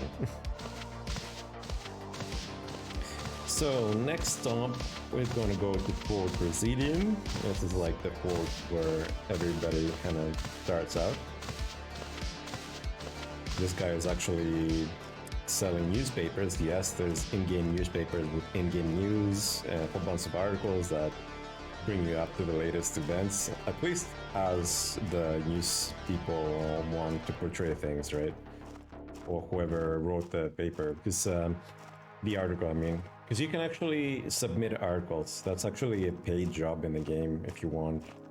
If you're good at writing, you can actually become an article writer for the local newspaper. How about that? So here's the bank where you can store your coins, because if you have too many coins, these might, you know, give you some help with that. By which I mean, steal your coin. So you should probably not have too many coins of you running around. And this is like a central spot. This is the inn. We're gonna go to the inn in a second to rest and regain constitution. You also regain grit, and if you remember, the grit system is how you heal your character here. This is the post office where you can actually send items or letters to other characters if you know their name. Which is a very cool system, actually. This used to be a faction house that my character used to, actually still belongs to on paper, but the leaders of the faction have stopped being active. So the guild house went into disrepair, and now it's up for grabs. If you and your friends want to create a new faction, you can steal our old guild house. It's available right now. It's one of the old cool player-run inns. We're just gonna go to the big inn and just take off our armor and relax for a minute.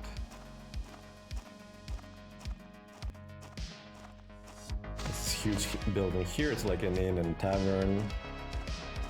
It's usually kind of like full of people. I like to sit close to the fire and roleplay that, you know, my character is enjoying the fire and stuff like that.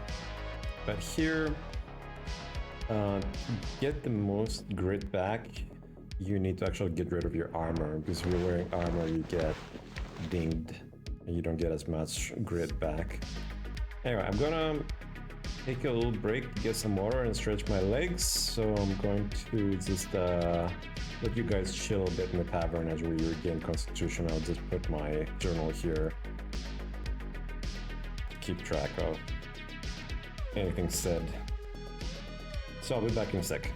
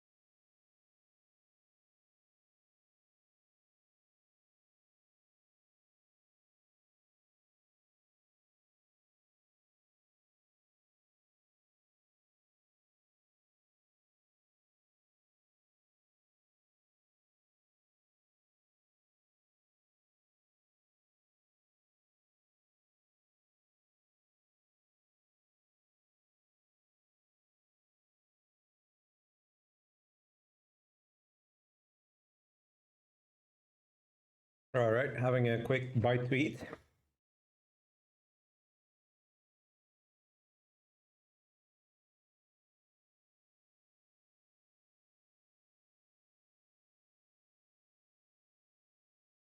There's more to learn to not just rest your characters, but also rest yourselves, you know? Like, gamers can be pretty insane.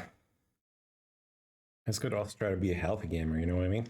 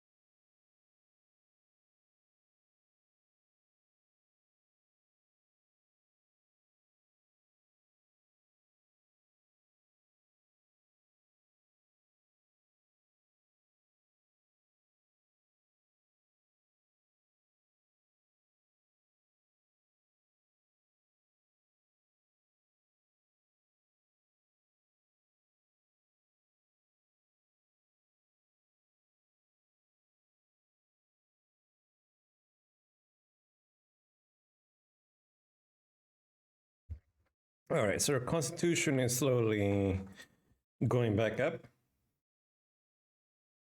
As you can see, it doesn't take that long, so you don't have to like be all bitchy. Oh, I'm forced to go sit at the inn.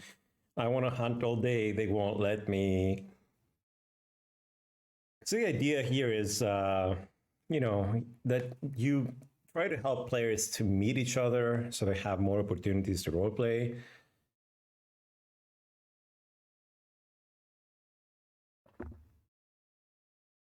And also that way,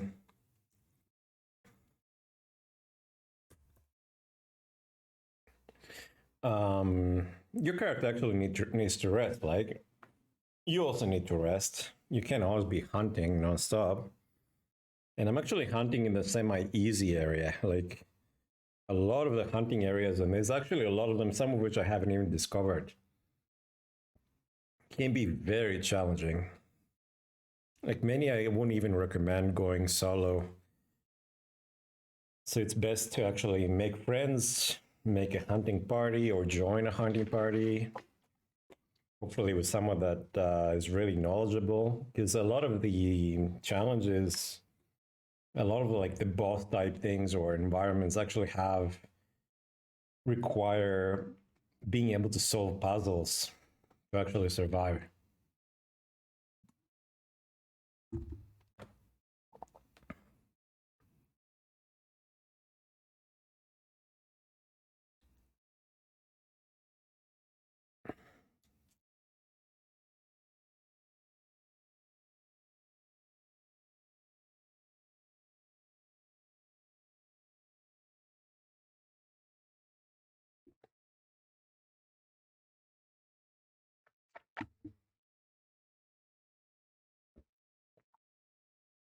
So I'm still snacking over here. So I'm properly doing some R&R alongside my character.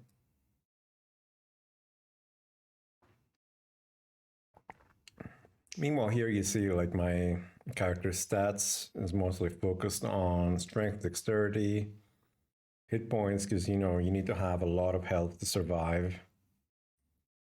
Like especially mages can cast a spell as just if your hit points are too low, you're basically insta dead.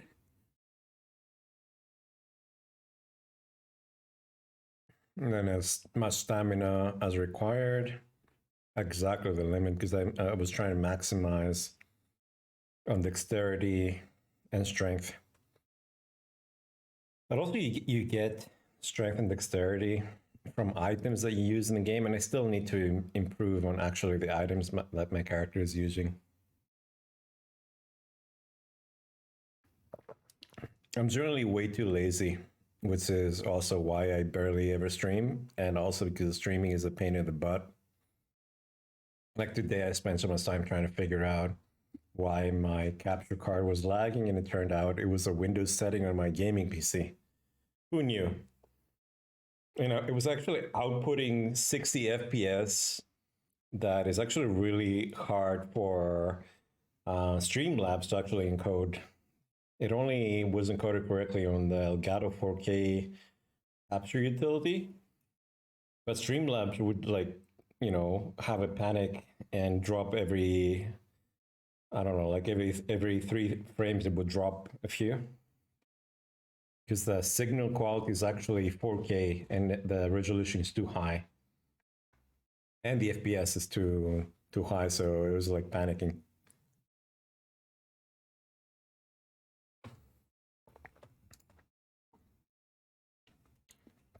Right, what else can we show you guys? Oh yeah, the legacy system is pretty fun. So this legacy points you can also buy by donating, I think. They still have that option.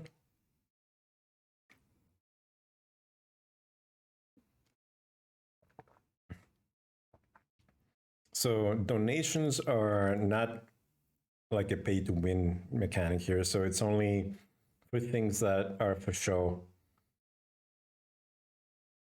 Like they say here, cosmetic upgrades only. Or like decorations for your house and stuff like that.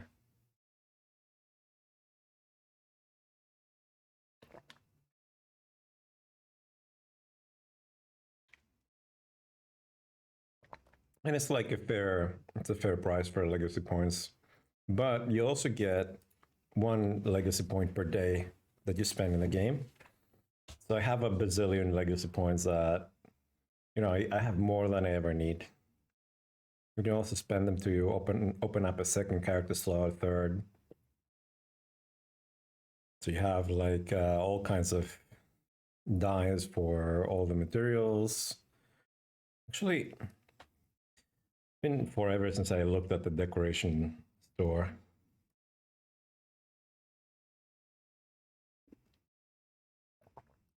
There's a ton of items that you can just use to decorate your house or apartment or building and whatever. You can actually get some pretty huge buildings or properties here.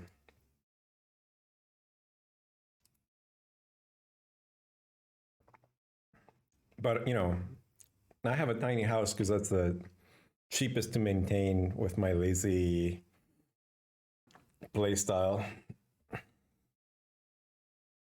So it's very cheap. I don't have to pay too much for upkeep.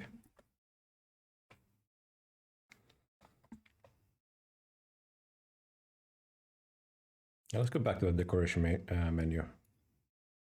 There's so many items and they keep adding more.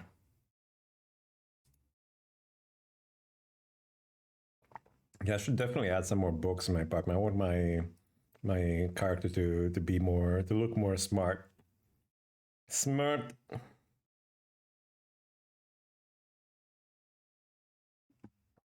Like the way I roleplay him, even though he was raised in the forest away from civilization, his mom was very educated, so she, I don't know, read him a lot of books and got him to grow up a smart dude despite growing up like Mowgli, like Tarzan in the freaking forest.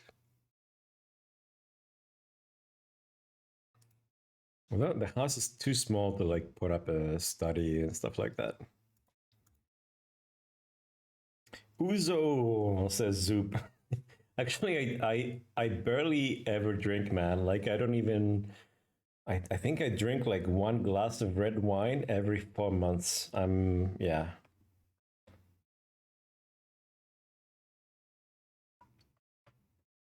I guess I'm barely Greek. Actually, I'm more ancient Greek because ancient Greeks never used to abuse alcohol. They used to put water in their wine so that they would enjoy the alcohol, but not become so drunk that they can't, speak properly or enjoy debate and stuff like that. Okay, so books and parchments is on this list. What else? Domestics, what is that? Throw pillows. Could use more throw pillows in the house. Embroidery tool. Bottles, cloth bottles. Well, this is Ara, which is my character's in-game wife, so to speak. Why was that? Maybe wine was too expensive to drink clean. Yeah, some people hate anise, and Ouzo has a lot of anise in it. But actually, I like the taste of anise. So I will eat like the Ouzo candies, but they don't have alcohol in them.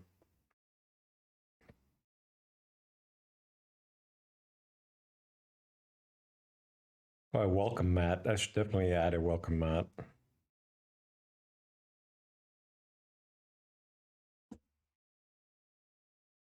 So we're gonna emote, looks to the door, waves at Ara. So every character in the game has a description. So you can open up their description and see what they look like. And also, like there's also the paper doll traditionally on Ultima Online. So you can see what the character is actually wearing. You can go over like their garb and stuff. So she's a doctor. She's wearing a physician's smock. So she's actually a big girl. She's at a casual glance, the 7 was that 7 inches? Not 7 inches. Person before you looks to be male. This is like very strong kind of character, a very strong woman. She almost looks like it's a guy. However, the keen eye will discern she's definitely female, boasting bronze and arguable beauty beneath scars and gruff demeanor. So she was like a fighter. Her coat grips her arms like a second skin, threatening to burst. She moves as so. Her hands are quite large, with calloused knuckles and scars that come along with hand-to-hand combat. So she's a person that does a lot of wrestling. You probably don't want to insult her because she's probably going to drop you on your ass, which is kind of pretty funny. So that's the character that my character is dating in the game. The worst is to drink like a Roman wine with a lot of lead in it. Yeah, that's definitely not a good idea. The lead is definitely not the healthiest thing for your body.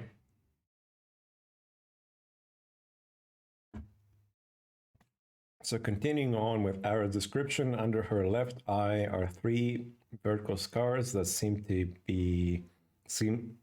fading with time.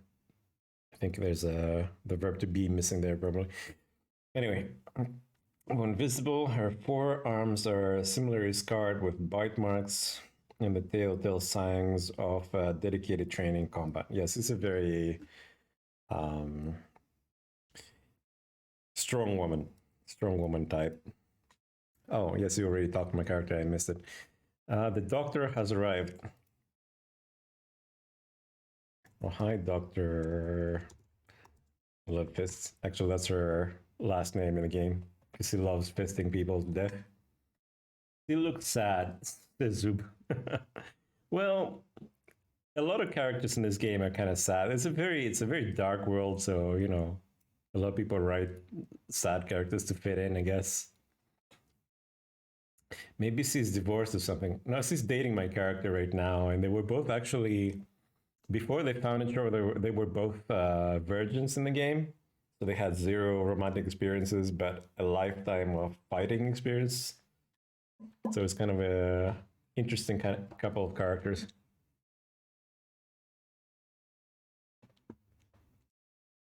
Anyway, what else to say? Oh, hello, dear. She placed both her elbows on the table, laying her arms mostly folded.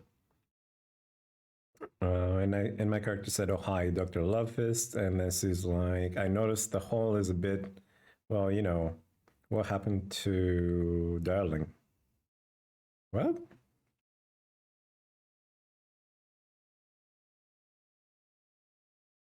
What Darling?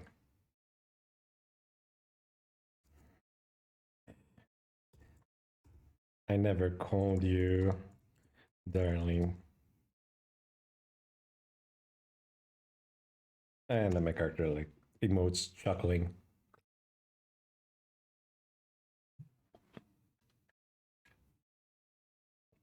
So laughing along those statements. Clothing line. Huh.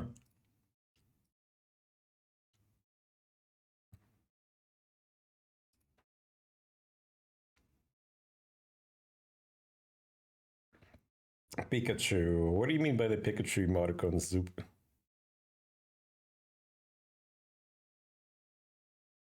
All right, I guess we'll look at the rest of the decorations later. Oh, it's a meme? Yeah, but what does the meme mean? What does it mean, man? What does it all mean?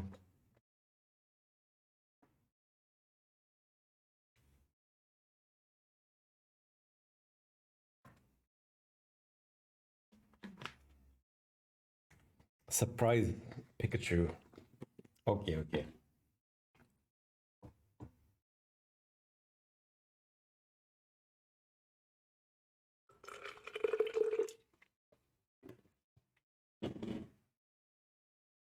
Celine's back a bit, arching a brow. Fair, but pint remains. We don't see each other for so long. You don't seem as enthusiastic as usual. The absence made the heart grow fonder. All right, we can also emote. There's an emote menu that also makes sounds in the game to make it a little bit more fun. I'd be surprised to have two of them. Huh? Okay. I think I get you, Zoop, almost. Oh, don't mind me, just came back from a long patrol hunt.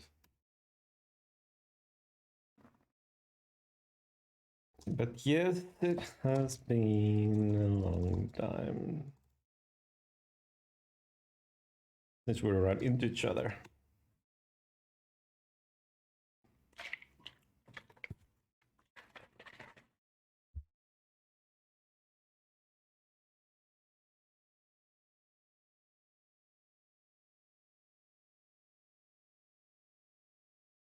So I'm role playing my character as like, tired from the hunt. I mean, I'm also kind of tired, so it kind of fits in.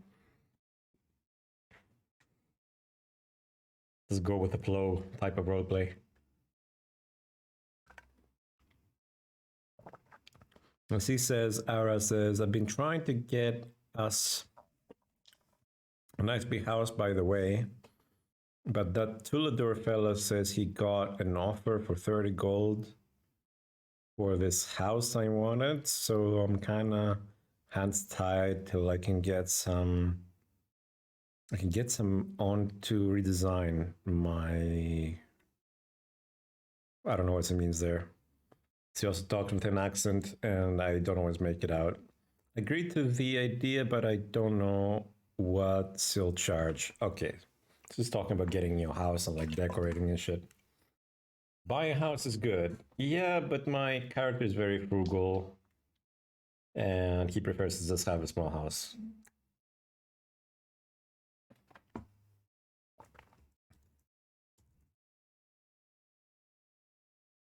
Well, I see theory. Well, I like the idea, but as you know, I am very devoted to keeping the town safe. So most of my time is not invested. How did I messed that up? Invested in building or maintaining housing.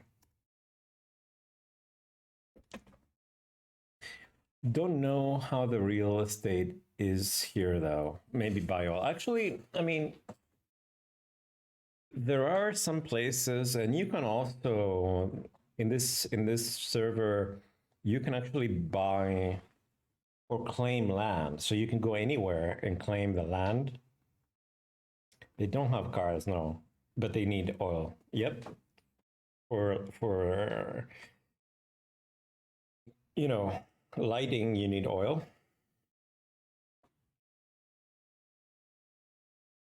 But yeah, there are no cars, but you can spend on getting horse rides to places. And cooking, yeah, cooking is definitely a must. Because this is a survival game, so your characters need to eat.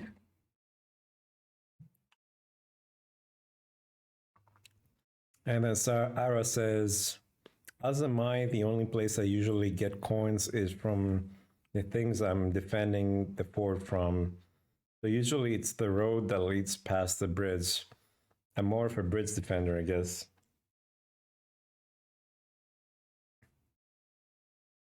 We need defenders all over. There's way too many things trying to kill people.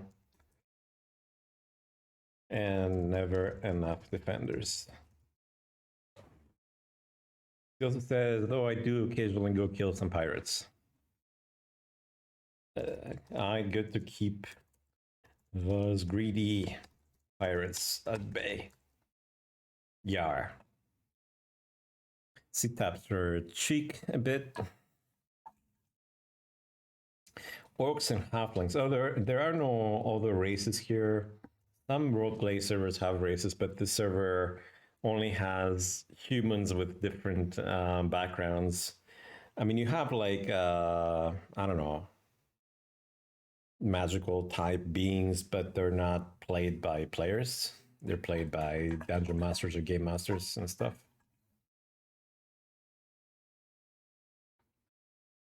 Like in the idiots humans. In the previous chapter, there was this half human, half demon called the Cambion, and that thing would sometimes come into town and snatch people left and right and just eat them. That was good times, unless you were the one being eaten. But yeah, it was pretty fun because everybody get to try to like huddle in the same spot to like try to keep safe from the Cambion. It's like a big demonic being with wings. You definitely don't want that guy making you lunch. So if the Cambion invites you to lunch, politely say no thanks. This is like Ara says, well, it's a grind, and then while I'm being honest, the pirates are more fun. They put up a decent fight. Yes, my character will respawn, and grenadiers throw fun explosives. Well, so long they don't take you out, they're fun to watch exploding. And then my character grins.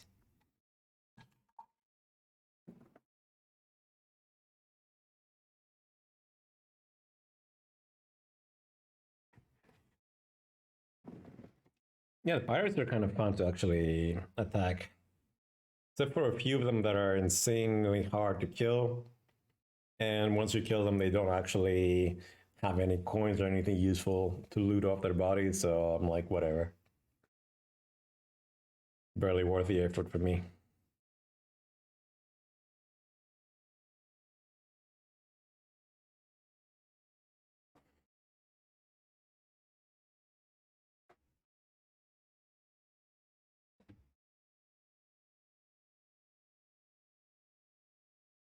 Oh, there's another. I think that's a fighting dude. Like a warrior type. So my character nods at the newcomer. Good morning. What? GF too? Yeah, probably a typo there. You can also look at this guy's description. Mr. Toulador.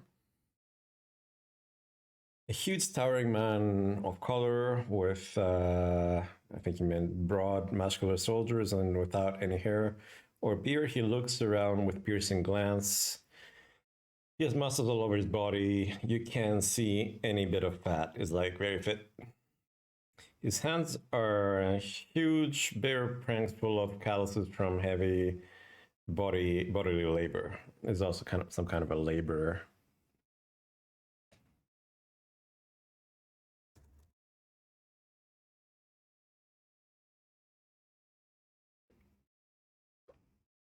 Ara looks over to Tildor and says, "Hi there, Tuli."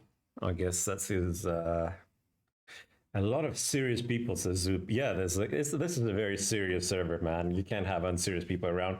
I'm kidding. There's people who play very weird Joker type characters, or even like there's a very cool character that I love to run into. He's a pirate who became a preacher. And he even has written like a whole book about the kind of like most basic religion in the game that is also the most popular religion. So this guy wrote a whole book on that religion. It's actually it's a worthwhile read. Like my character enjoyed reading it, but I also enjoyed reading it behind my character, you know.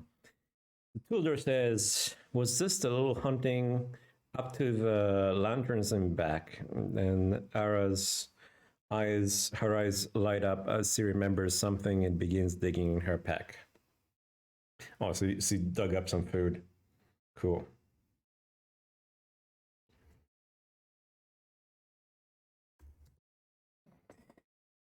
Played by a real person or a computer? No, played by a real person.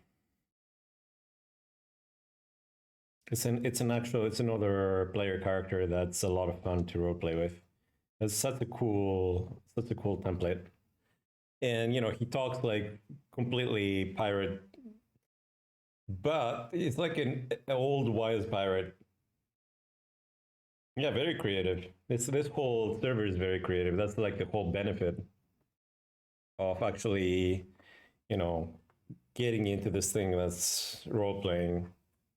The benefit is very creative sessions.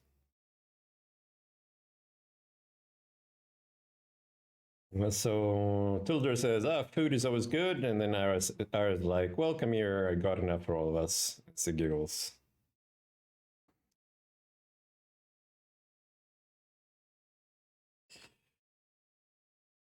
Good food is a must after long patrols. They can be a drain on the soul. I think my characters are already like stuffed. But let's see, I forgot. It's like 99% hunger, 99% thirst. So it's like he's doing okay. Like, let's see if I can fit in more water. Yeah, he just had like a little bit of water.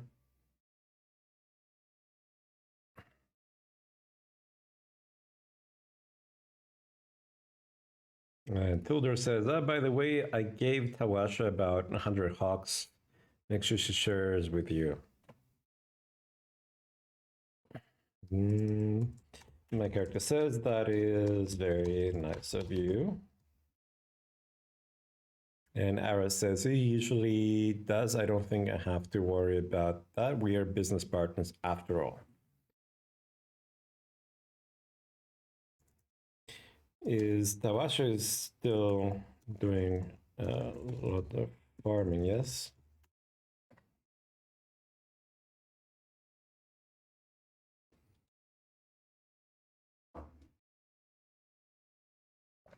Tildor is like, I'm the main provider of beef and pork hocks.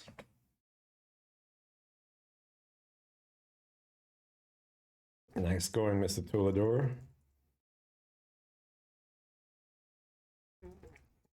Can use more food.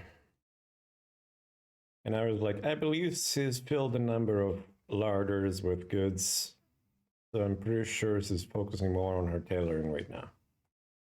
And told her response, I need the beast saliva and the tissues. Yeah, and my character is gonna say, what do you need those for?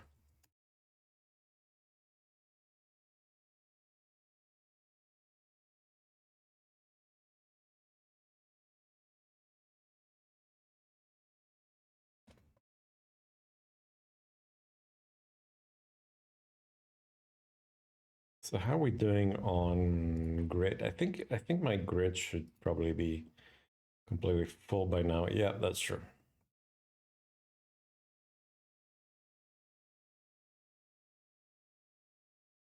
Hematology and making traps and arrows, like, sure.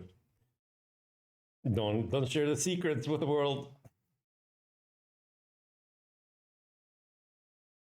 No, right. Well, actually, I think hematology is now illegal. Oh, yes, it says that stuff kind of frowned upon in public discussion. And my character is going to say that makes total sense to me.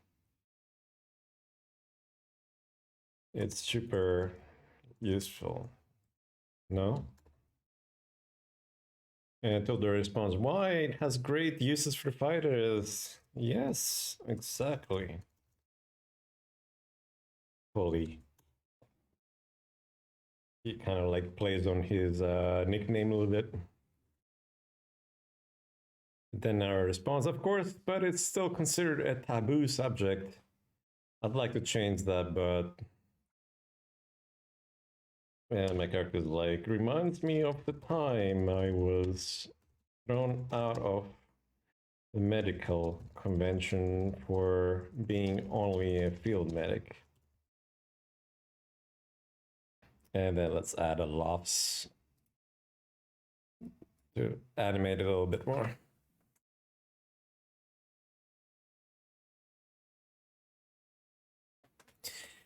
Until the response, well, it is a necessity when you want to go solo against the Archbishop, for example. Yeah, that's actually pretty bad. Strong boss to try to take out on your own. That is indeed quite the feat there. And Tildor also says, what I sometimes do when I have enough time.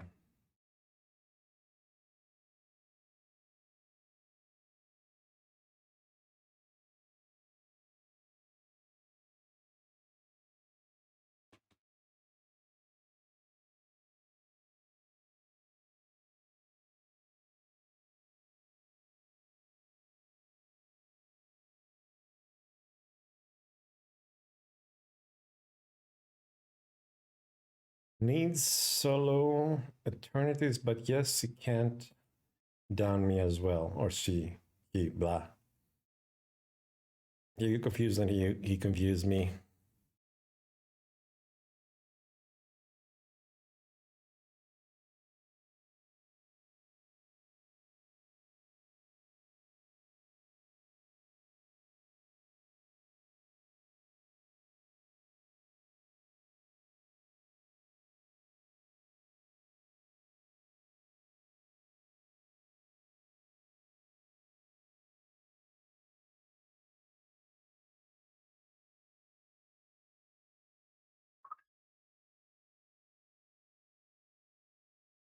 So I'm just catching up with social media and LinkedIn. One second, and then our response, you're braver than I am, though I would like to take a slower stroll through that place, get a look at things, study some of the inhabitants. Maybe we can glean some useful medical information there. So Ara is a doctor that's actually a fairly good doctor and a researcher as well in hematology. You have like very like scientific like things happening in the game. So you have like a bit of engineering going on, like the foundry, for example, like I said earlier, actually has steam power, and even like electricity production through steam. And before you watch me use the industrial grinder where you can throw stuff in there that you want to recycle materials from or grind to find dusts or whatever.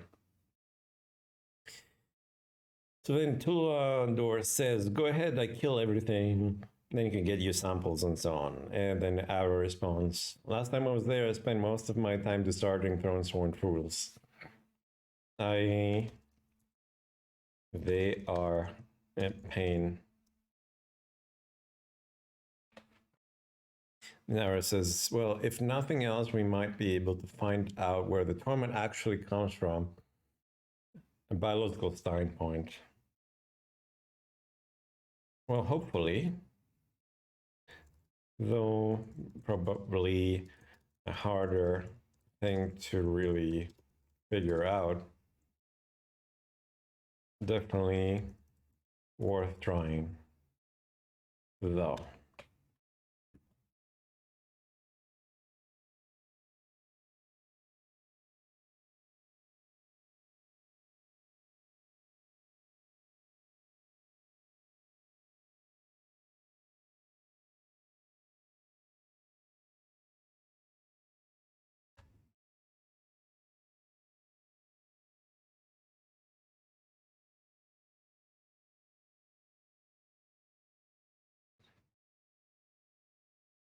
And then Tilda responds, thought it was some magical disease with all the dead walkings on.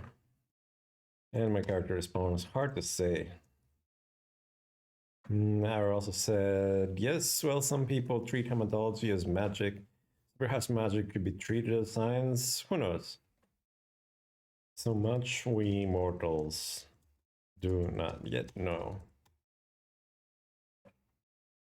Is what my character comes up with next.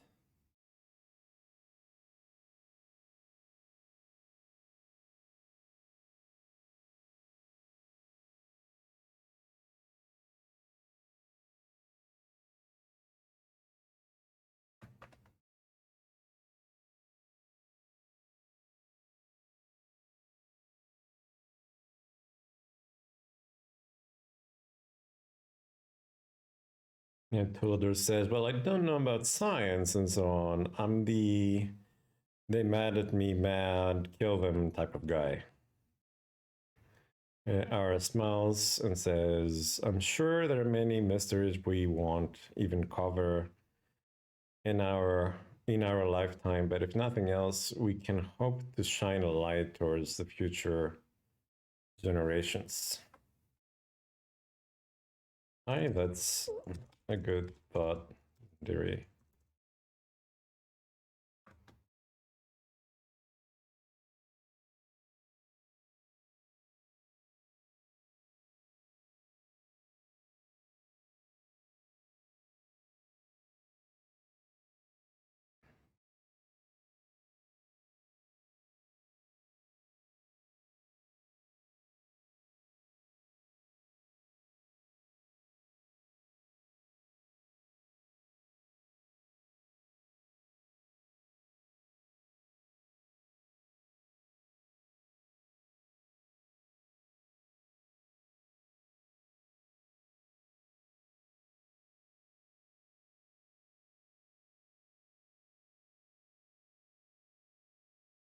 Ara's like, I've been working my speech a bit.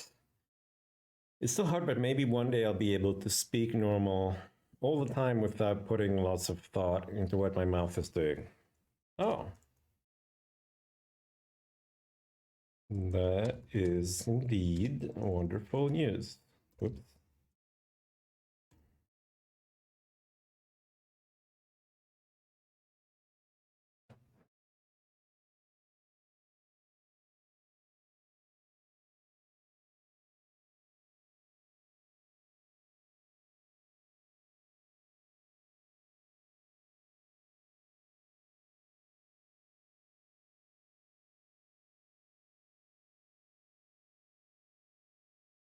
And Tolador is like, what is wrong with your speech?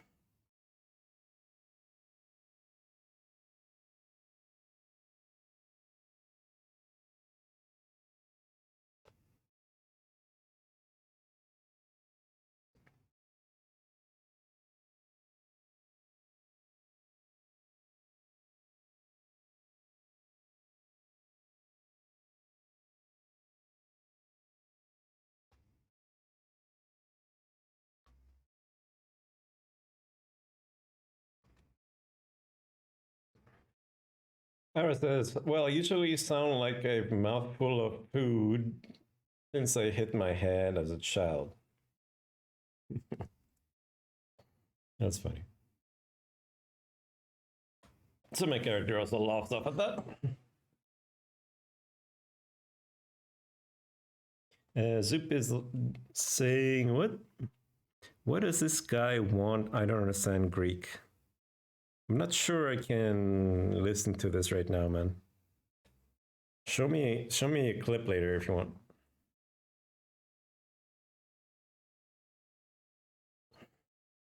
So Tilda responds, at least then you know Ara isn't hungry. And Ara right arches a bow and is like, are you calling me fat? And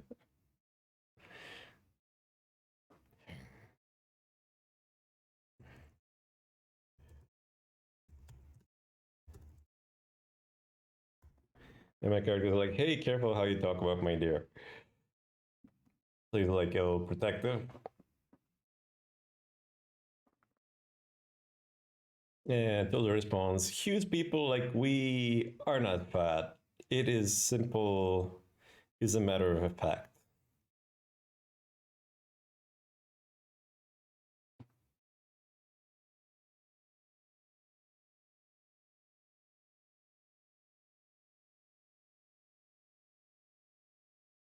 And Ara responds, oh, nice save.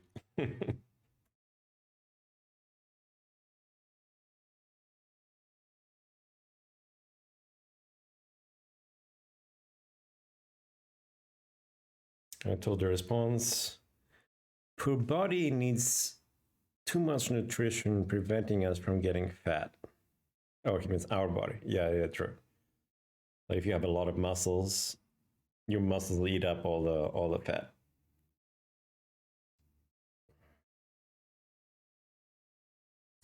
Sounds accurate, according to my understanding of anatomy. Did I spell anatomy or anatomy? My goodness. Yeah, I butchered that, but whatever.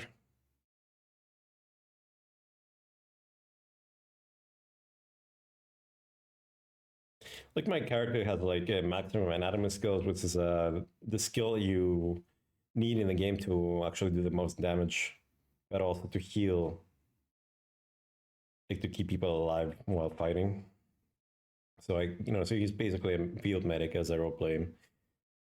Zoop in chat says, looks like they have a lot of water in this game, in the map. Oh yeah.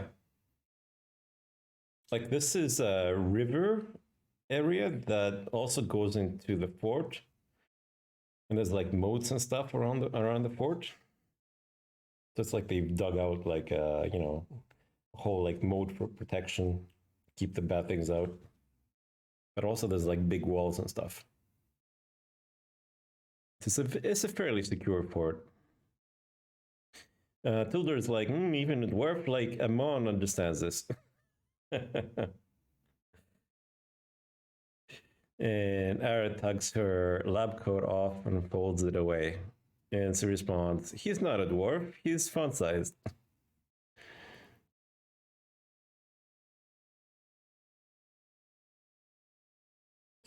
And my character will be the wise ass here. So let's say the lower fighter's center of gravity, the better.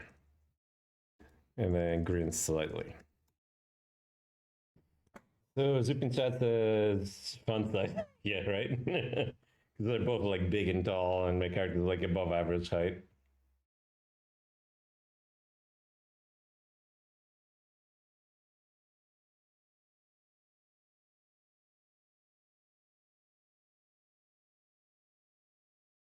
Until the response font size, yes, I would call that way if I had a dwarf, my wife. What?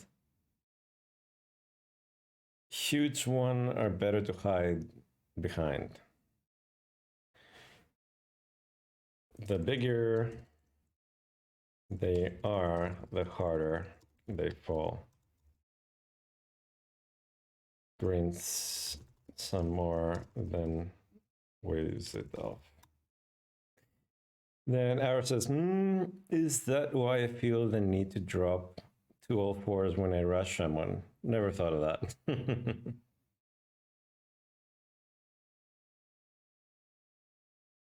And Nancy says, well, that explains Carl, he's pretty big.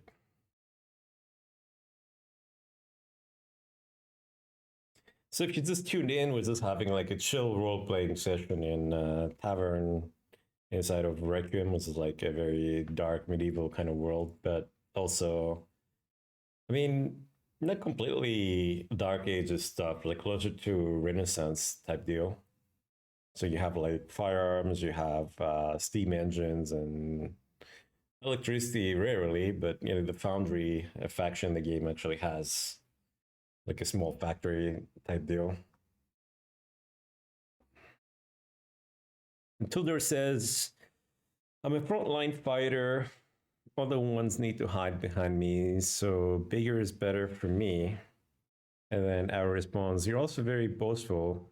Think about it, you're huge, everyone can see that you're strong, you don't have to brag about it. Notes that Ara.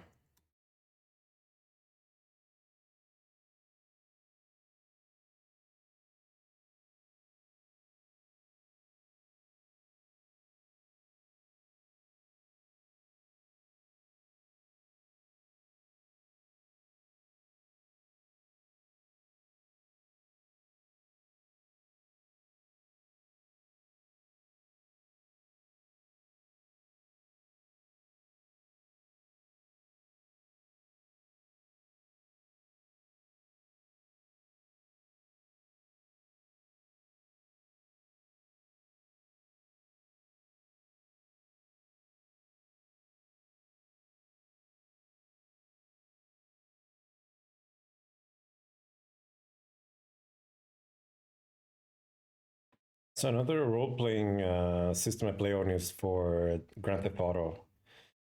And I'm also staff on that team, and we're opening two different servers, one for semi-serious roleplay and one for very serious roleplay. So I will also showcase that off when it's time.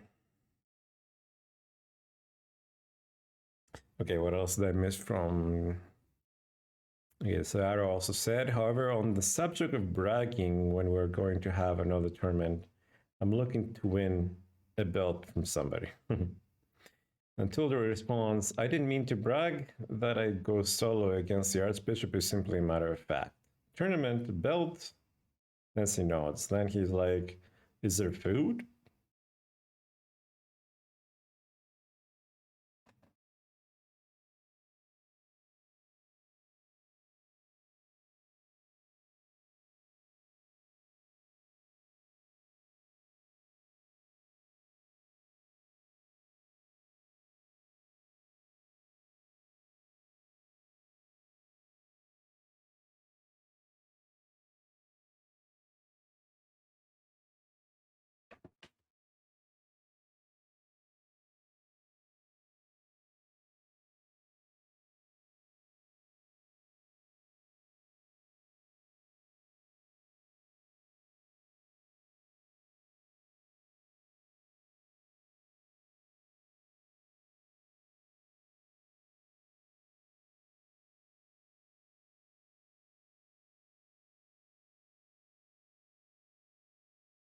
And then she's like, yes, the tournament apparently Gryhan currently holds the title and I want it.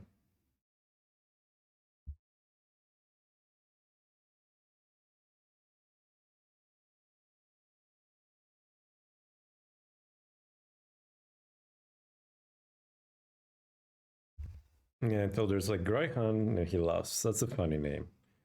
Never met him though. And I responds, you tell him that. Or not tell him. My character responds,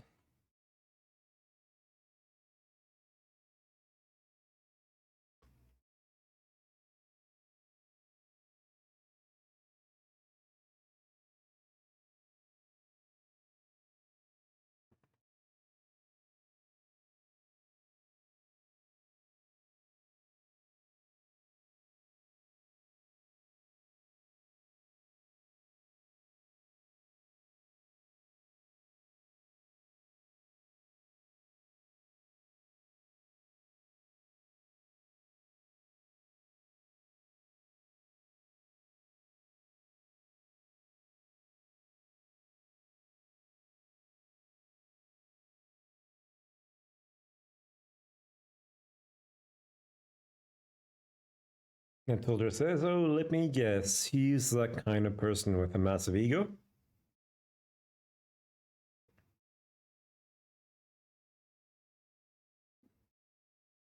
And our response, massive does not describe his ego, he is the definition of pride.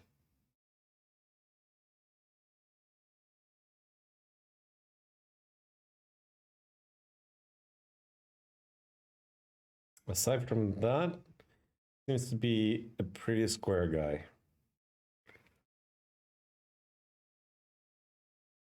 Yeah, I think I've met my character has met Graihan like a few times. He's one of the older characters here. And Ara says someone might actually marry him if he stops hitting on every woman in sight. Matilda responds, chuckling. Then he hasn't forgotten it. He maybe thought of it as an honor for you, that he allows you to paint him. You painted him? Is this my character?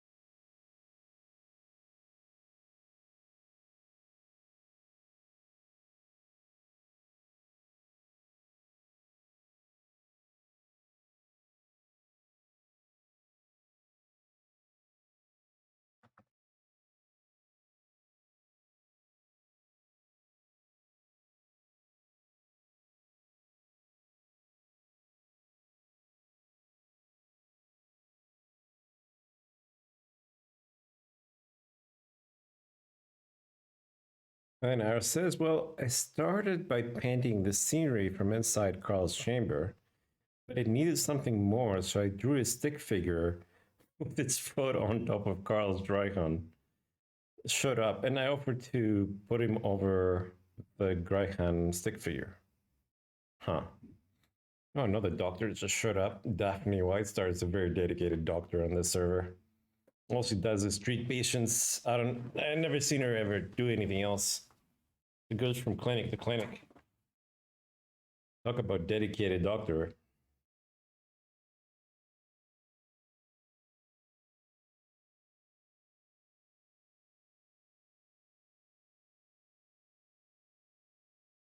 This is like, it's not my best work by a mile. Pretty sure he would only know it was him.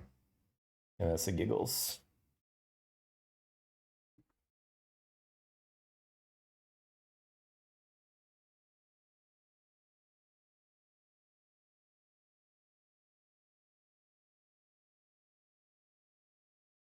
This is so it'd be any long-haired man with blue robe on.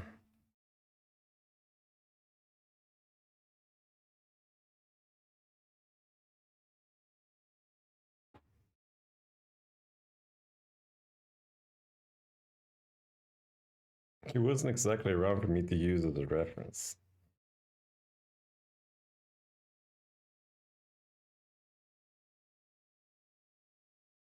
And my character says, yeah, Graihan is usually out on a long patrol or in the estates. Oh my god, I can't type it.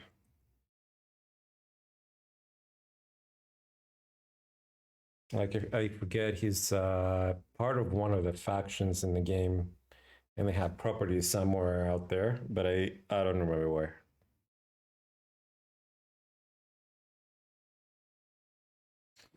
They run one of the oldest factions. There's a lot of player factions in the game. You can make your own if you get enough people to band together. Until there's like, he's patrolling the bed of young maidens. My character's like, I wouldn't know much about that bit. Nor would I care. I care about safety, not drama. And I was like, I'm pretty sure most young maidens find him a little annoying. Until the response, I'm not sure I want to know. Right?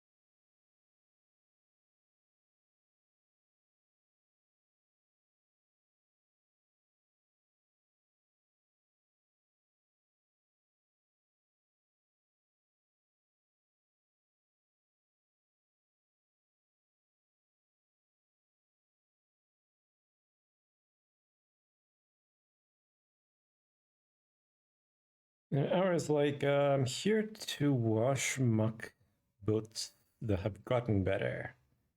So mentioned that if someone bought the recipes, he would make the boots and sell them cheaper to the person who bought it. At least I think that's what's said. We're attempting a food coup.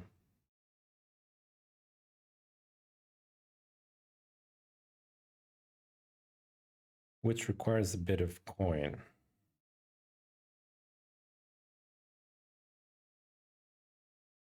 Eckhart is not quite sure what he means, nor am I. How much do you need, says Tool.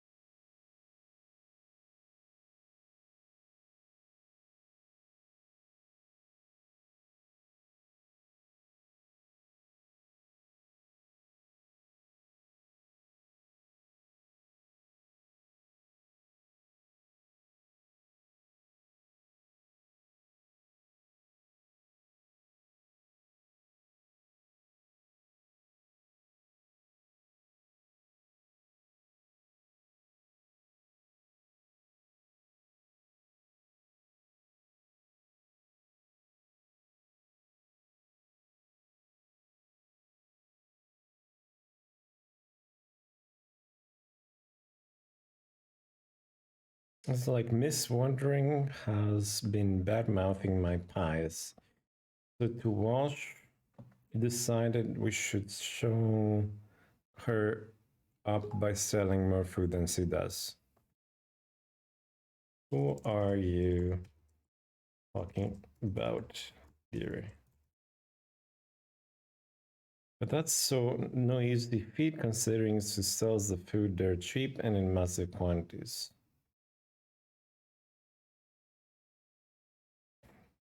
Not sure I remember who that is, but I also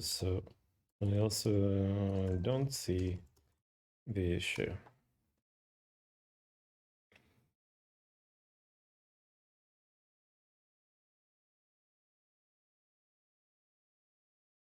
More food for the community is a good thing. I don't see anything wrong with that. Tulador says, "Oh, that's true. That's he sells her food very cheap." Then I respond saying, "Hope that I'll get fair price for my food when I begin to sell it."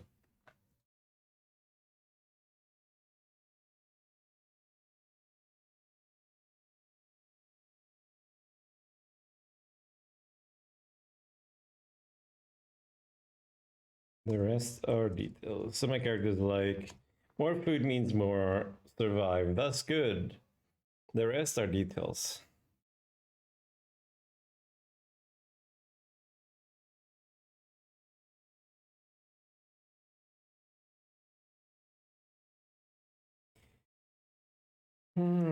Sounds like some forget the hardship of starting with nothing. And all the poor newcomers who end up in the province. And as a response, that's true, but I can't give away food forever. I'm not going to be able to fight forever. One day I'm going to be old and brittle. I want to set aside some money for that time so I can retire.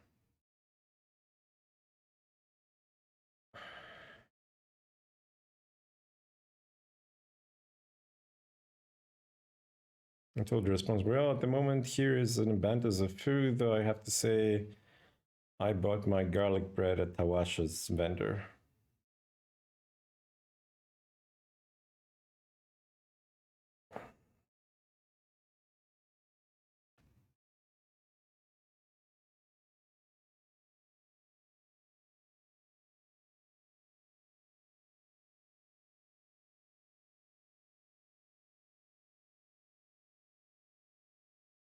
And I was like, I still treat people for free or for whatever they want to trade, and I still give them food, but someday I'm going to need coins when I'm too old to fight. If I live that long, she chuckles.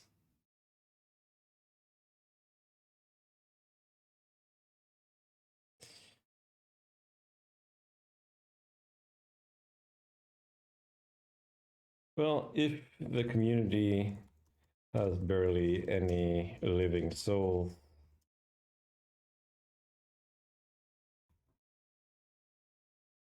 then that would be a good place to even start. And Tolder says, wow, another dreamer dreams of a long life.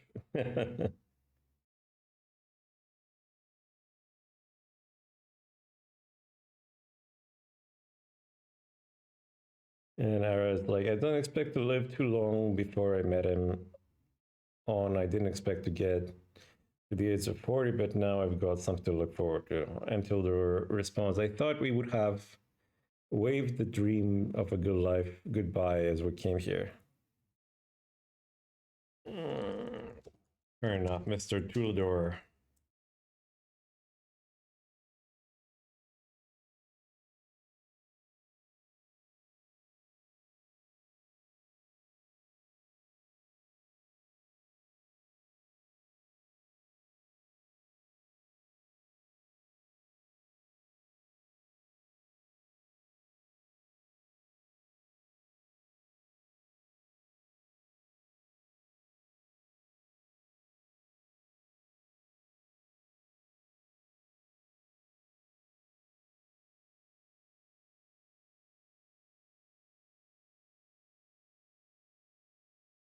And he's like, do you know why the first province is quarantined?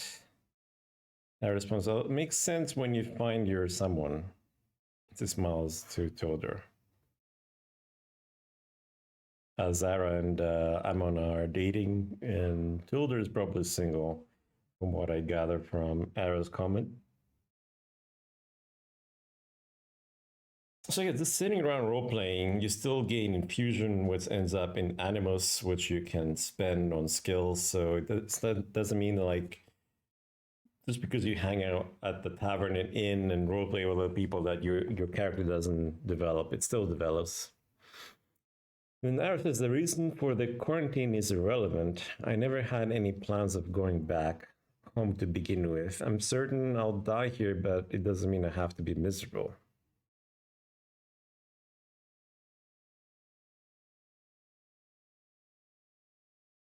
And my character says it's not about that. It's about, first of all, ensuring we have a much larger population of healthy citizens.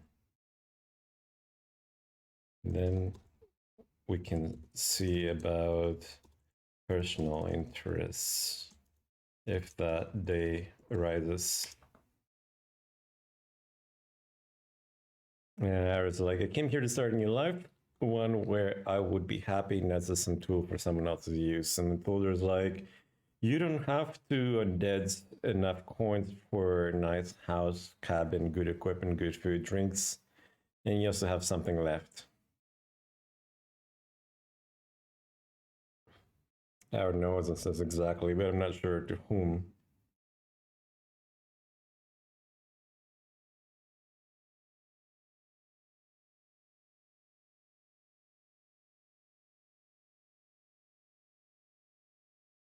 He's like, tell that to my bank account.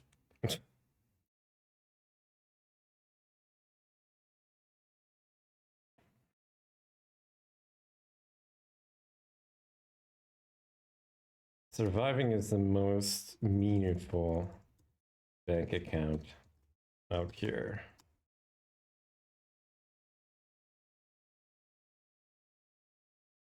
So there's like, you only have to hunt regularly. I hunt each day. In 2 days, I have 1 gold coin.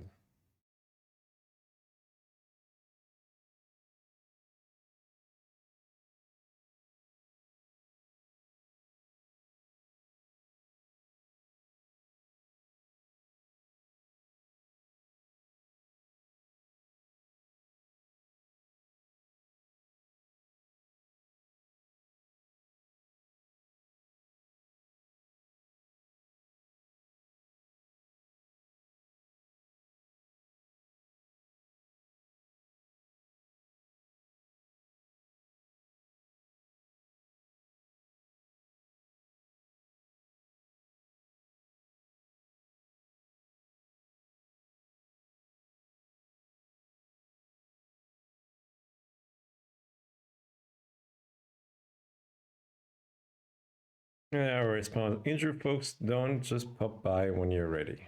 Huh. Tilder said, and I always have time left to do some skinning, mining, and exploring.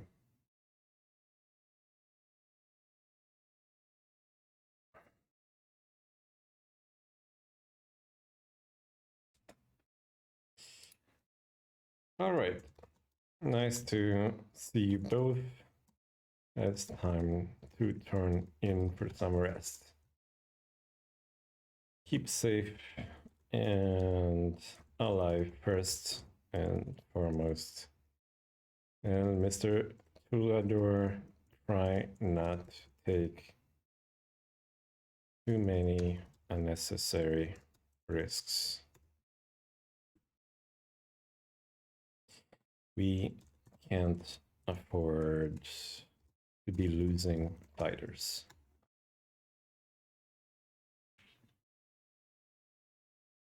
Waves can lead to both. Getting up. We can make our exit.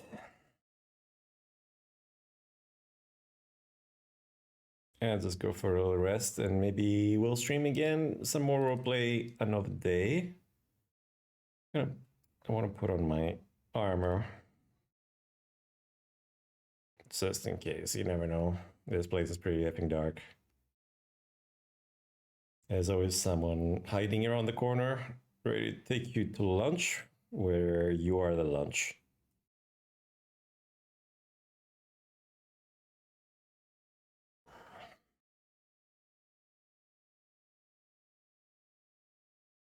I'll sing you a character.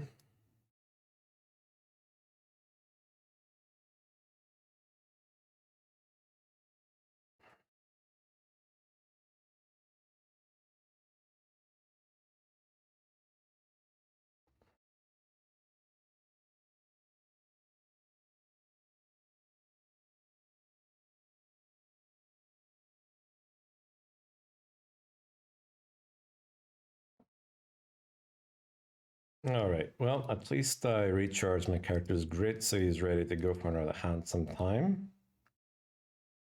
So it's time for him to like just chill at the house.